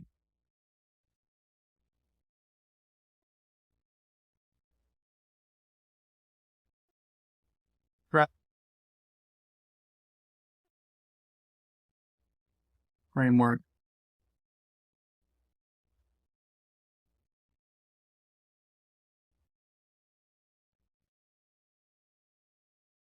Should do something like this. And we're going to get an error. Okay, this is a little hard to visualize looking at it in this format. But the question is, how come we couldn't narrow things down in this explicit way? So the easiest way to kind of figure this out is to comment this out. We're going to set up another loop here.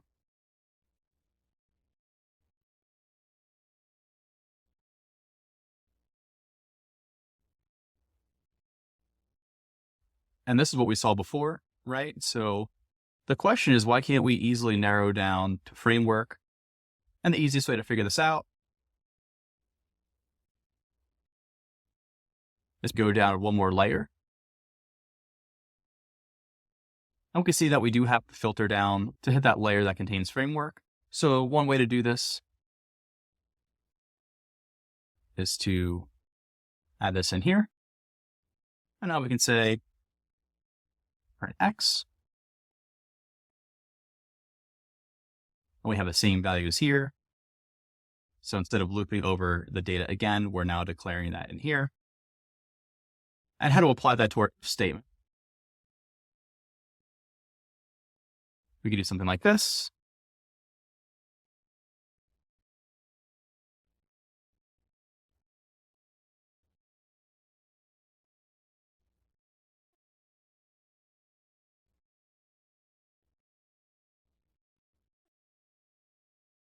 And now we could have a statement, something like this.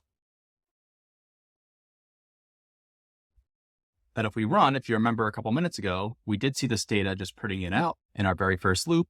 But now we're ensuring that the data we're looking at is MITRE ATT&CK data. So now that we can access this data, what we want to do is to declare some variables to have the data more easily accessible for when we start making some checks.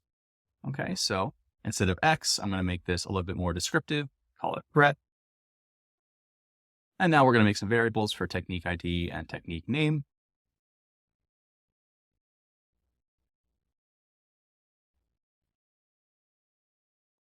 And now we're going to dig into the data.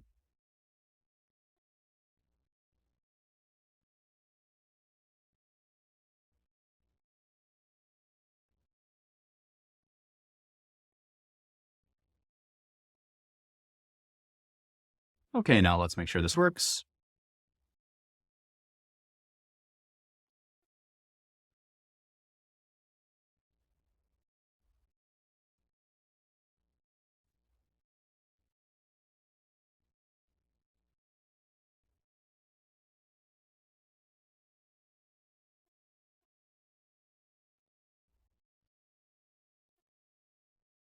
Okay, now we can see our files, the technique, and the technique name.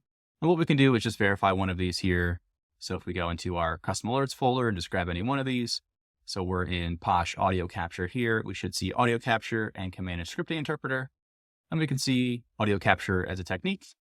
And then we can see command and scripting interpreter as a technique here. And that's exactly what we want to see.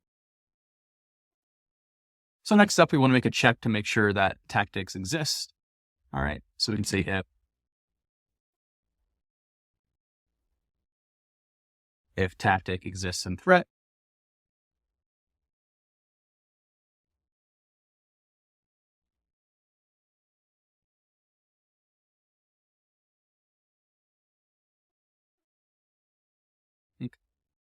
What we want to do is test this as well.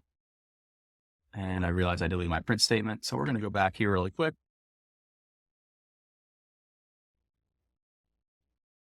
And fix that. Let's put the tactic right in front. And run. Okay, and we have our tactics now across all three. If we wanted to account for the possibility where tactics don't exist, could do something along these lines here. It's not going to return any extra data for us, but this is an optional field depending on if you want to enforce tactic use or not, or if you're only concerned about the techniques. So it depends on how you want to chop up the data and what you want to do with it. I'm going to leave this in here for now, but just know that you don't need this if you want to enforce tactics, because then we would have to throw an error for a tactic not existing. So continuing down in our priority list here. So now we have techniques, we have tactics. The next point of comparison is sub-techniques. All right. Comment this out for now. So we're going to say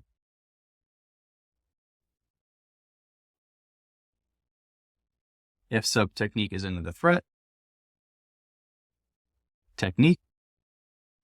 And similar to what we did before, we have to go down another layer.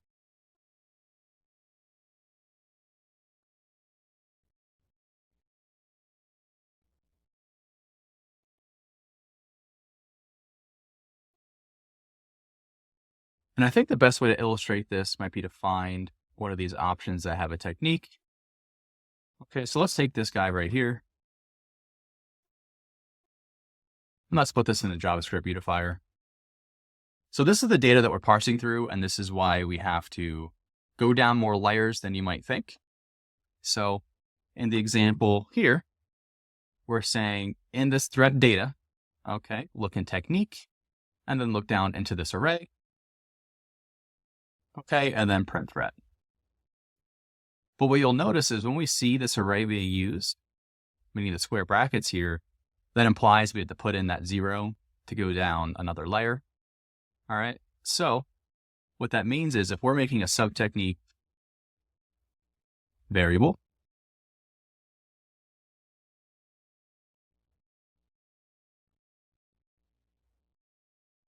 we're narrowing it down into sub-technique, which is here.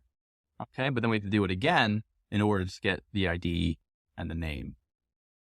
All right, so we're going to do another 0, and then we're going to do ID.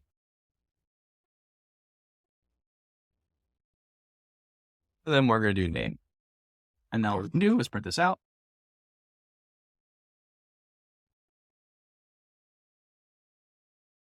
We need 2 more checks here, so let's chuck these in.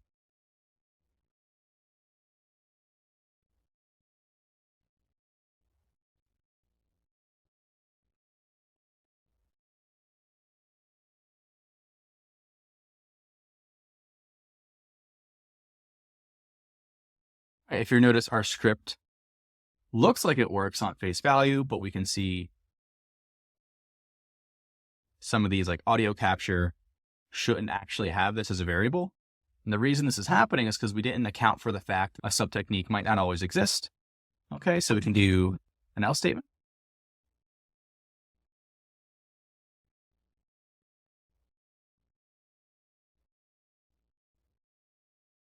And just put some variables in here. So now when we run it again, we can see that audio capture and screen capture are now represented accordingly. So now we essentially have all our data that we're going to compare to MITRE.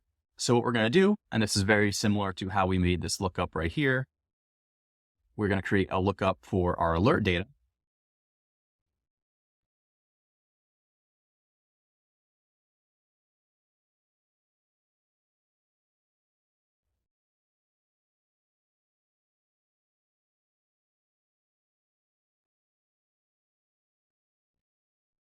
And I'm going to copy and paste this since we've already seen this logic before, but I'll walk through in a second here.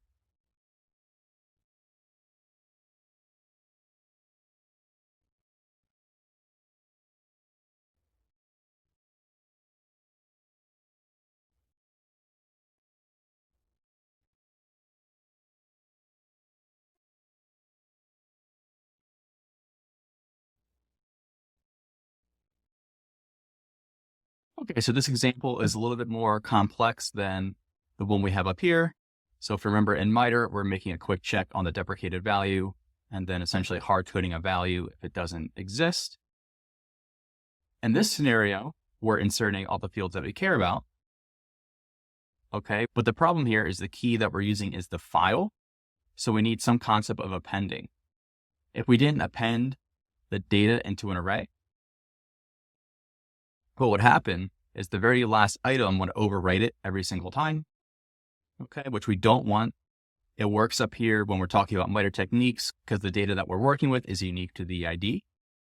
But down here, we might have multiple filtered objects, which essentially are line items here, okay, and you can see that we have a one-to-many relationship, so we need to append. Okay, what does this all look like now that it's all said and done?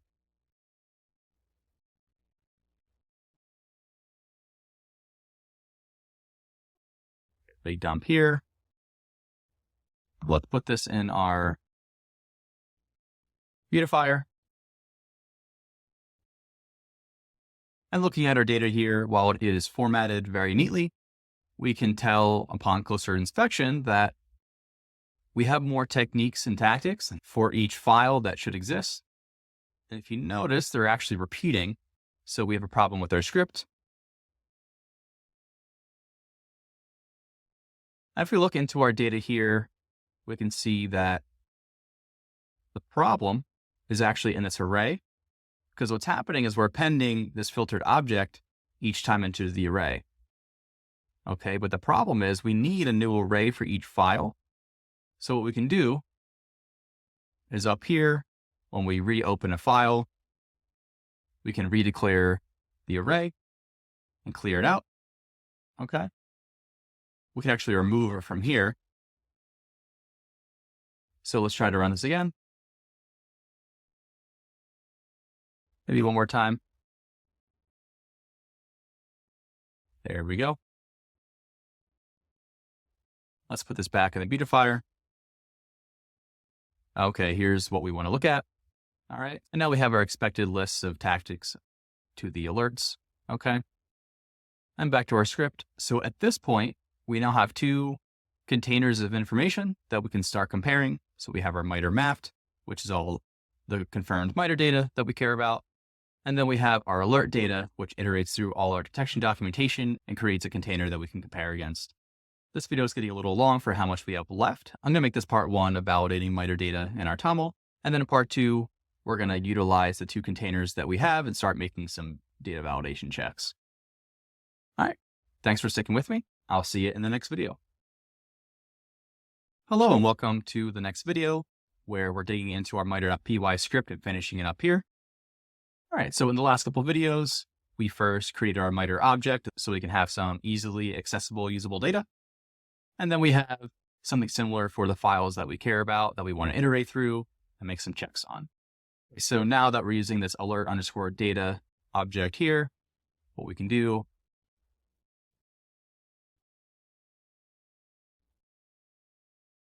is just see how this is going to run. We have the files getting listed as we'd expect. Okay.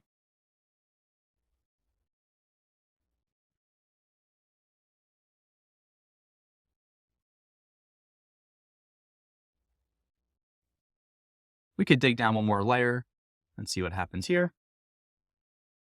We can see all our values getting output individually. So now what we want to do, similar to what we did up here, is declare some variables to make all the data more easily accessible in our checks. So we're going to say tactic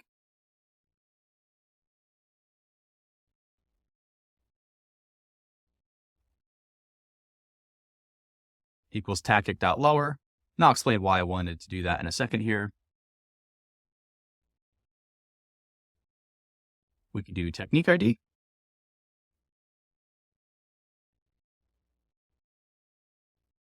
And we could do sub-technique ID.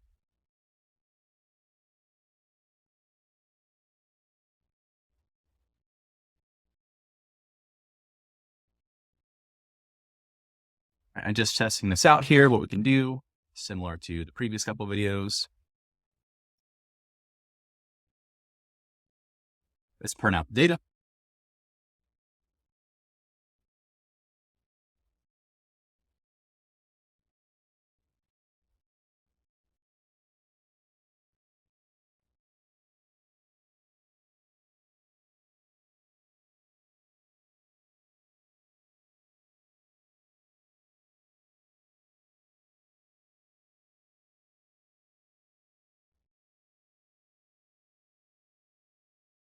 Make sure to fix. All right, so we have a file, tactic, technique ID, and sub-technique ID. And we can see everything listed out nice and neat here.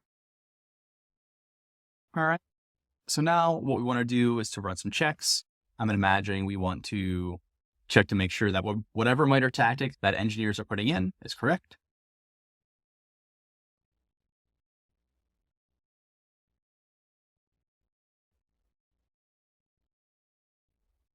We want to make sure the MITRE technique ID is valid.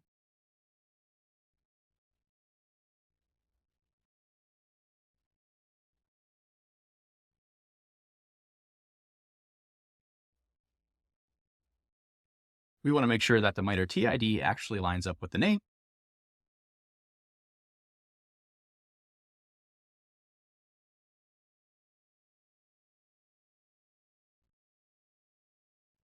We want the same thing for the sub-technique ID. And then we want to make sure if the technique is deprecated or not. Okay. We're going to dig into each of these individually. Let's look at the tactics for our first problem to solve.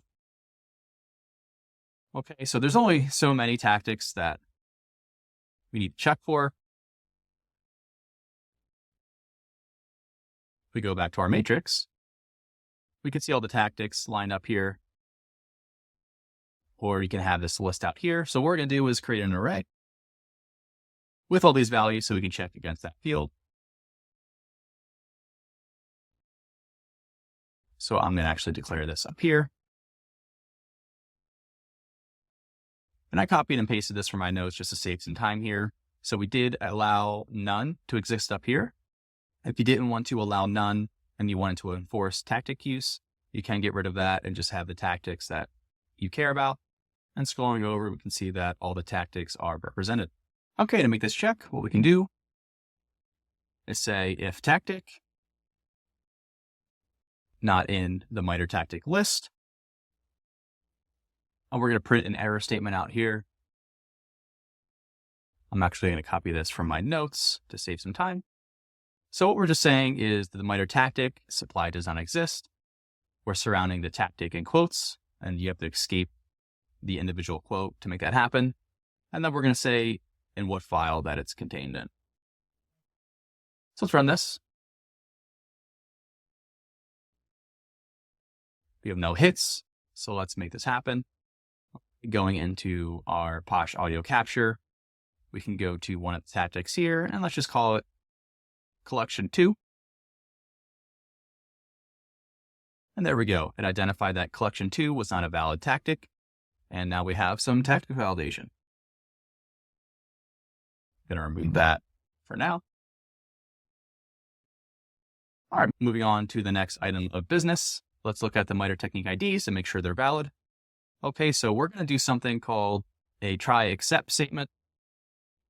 So essentially what it's going to do is try a certain action, and then if it errors out, do something. Okay, so we're going to say if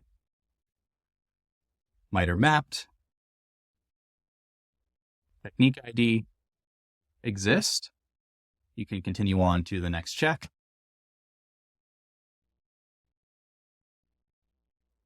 But if there's a key error, that means that lookup failed.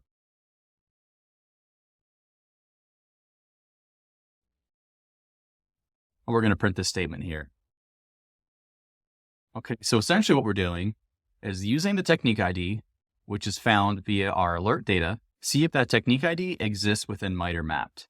And we know that this should work because MITRE mapped is using the technique ID as the key to access the data.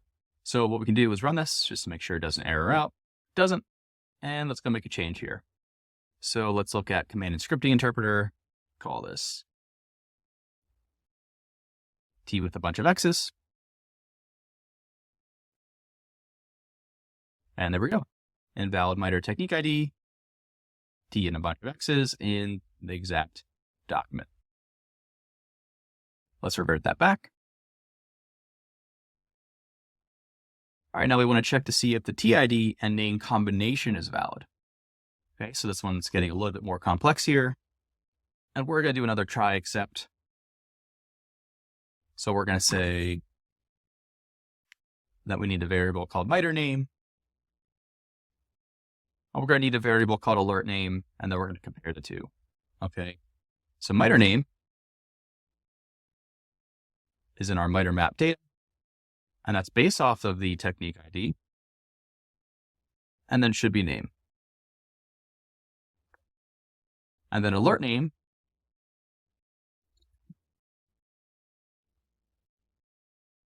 should just be the technique name in the current line. And now we're just going to say, if alert name does not equal MITRE name, print an error statement. And I'm going to copy and paste this from my notes. So what we're going to say here is print technique ID and name mismatch. And then it's going to give some of the values. Okay. And we're going to give an example here. All right. So before we set up the example,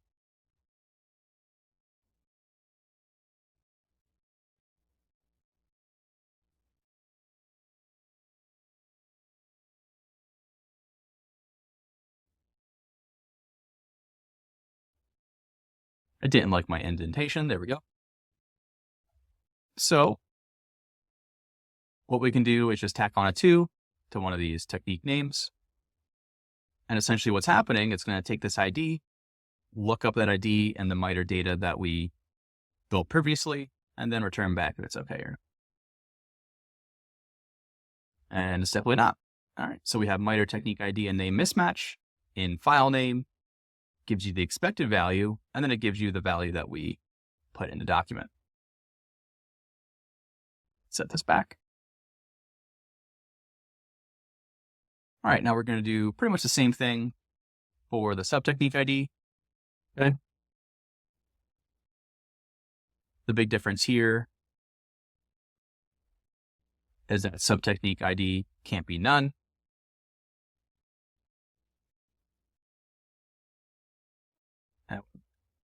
And then what I'm going to do is grab this chunk,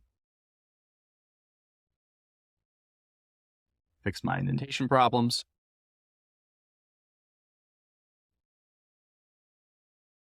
And then let's fix the lookups here.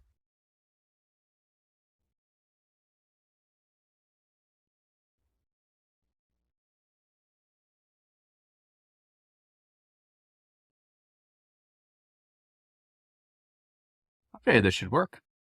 Let's look at one of our sub-techniques. So let's say PowerShell 2. Give that a run. And that didn't work quite how... Oh, you know what?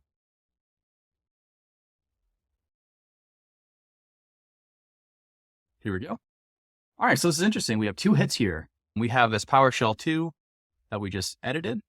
All right, but let's fix that because I want to focus on what we found here. So it's actually finding an error from the Elastic alert itself, which which is really interesting. Okay, so it's expecting email collection, but it's given local email collection. So what's going on here? So let's look at this email Outlook mailbox alert. All right. So email collection, where is that? That's right here. And we can kind of see the problem if you look at it for a little bit here. So when we're talking about sub-techniques, there's a piece of data after the TID that it needs. Okay, so let's go to this link.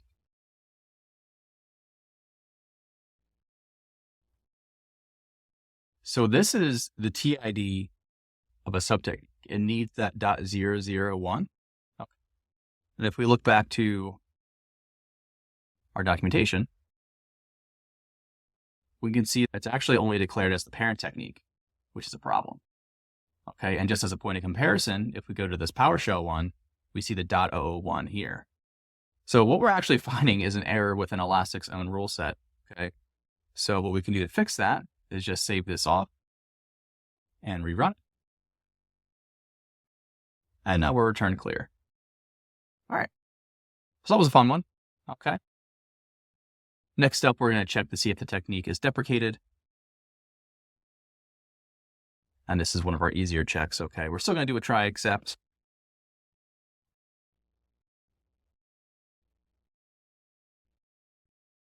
We're going to look based off of the technique ID.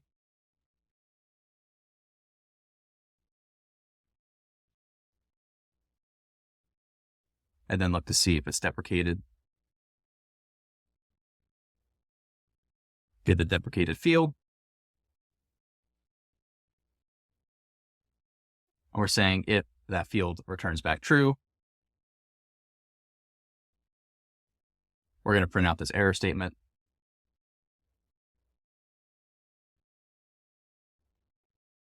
If we run this, nothing should return back. Well, why don't we go find a deprecated alert? We can use as a test. And I think I found one earlier to make this a little easier. So we have XMiter deprecated is true. And we need the TID here, T1026. So let's go back to our script. And let's throw this in right here under email collection. All right, now we're finding two things here. We're finding a name and mismatch, which makes sense. If we want to do this the right way, I would just put in the name there, but I'm not too worried about that for our example. So this is what we're looking for. It does a check on the TID and finds that value is deprecated.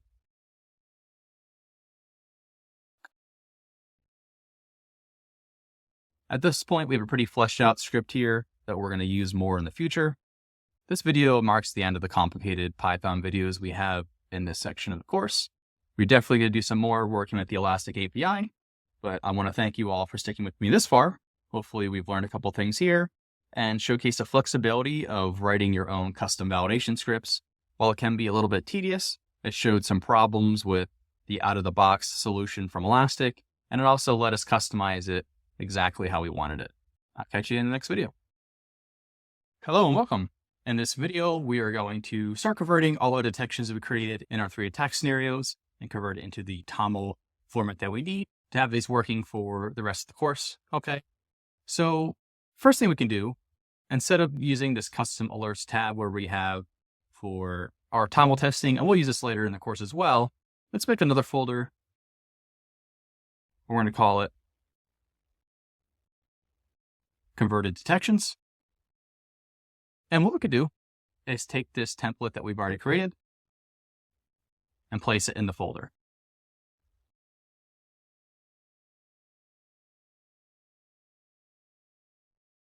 And to start, I'm going to create the first 2 documents for our first attack scenario, and then I'll fast forward the video going through the rest of them. Okay, I don't think it's worth you all just watching me copy and paste different values. Okay, so what we can do is start editing our template here. So first off, let's rename it. And let's call it web scanner activity Nicto, but we're going to use the same underscore kind of format that Elastic uses.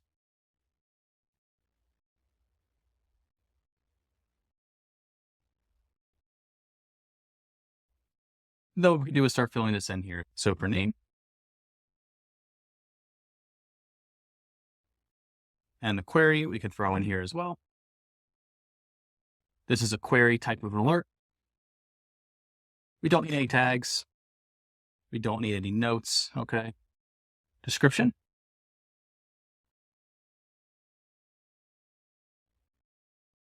And we could delete that comment.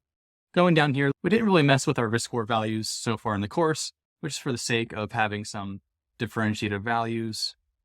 Let's give this a risk score of 25 and maybe the severity a low. Okay. And next up, we can edit some of our MITRE information here. So if we remember, this alert was using network service discovery. So it's T1046. And we can just start copying and pasting these values in. Okay.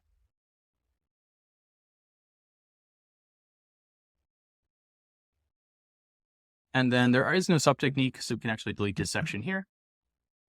Now we have the tactic. All right. So we have discovery. If we click on this link, this will give us that ID that we need.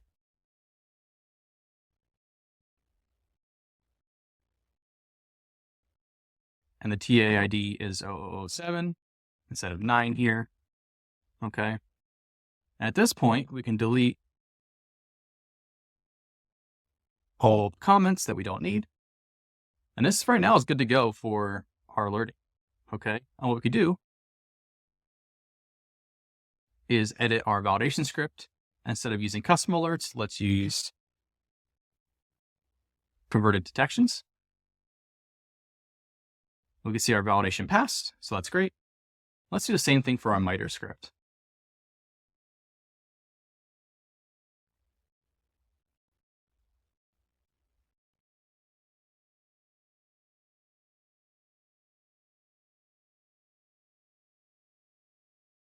And no data. Okay. Just to test this out, why don't we edit one of these values here, and we get the error as we expect. So at this point, we're good to go for our Nmap alert. Okay. And we're going to continue on in this process. So what we could do is just grab another template, check it up here. And now instead of our web scanner activity, let's look at our excessive web traffic alert.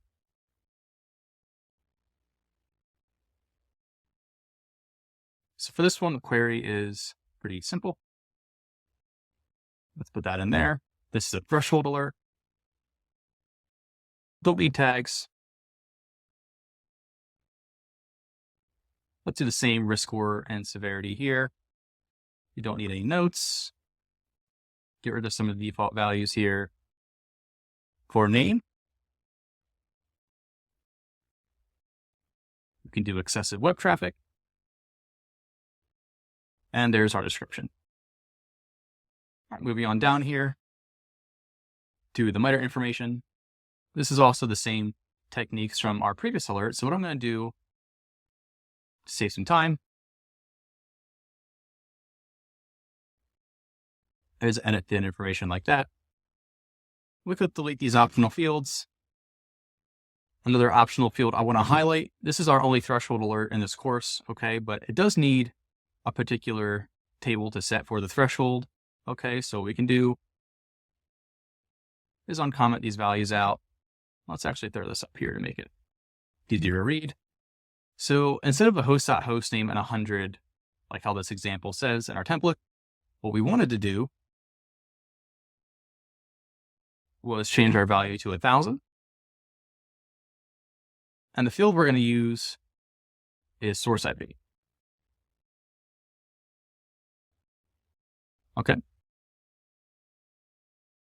So again, let's run this through our validation. It passed. In our MITRE, that passed as well.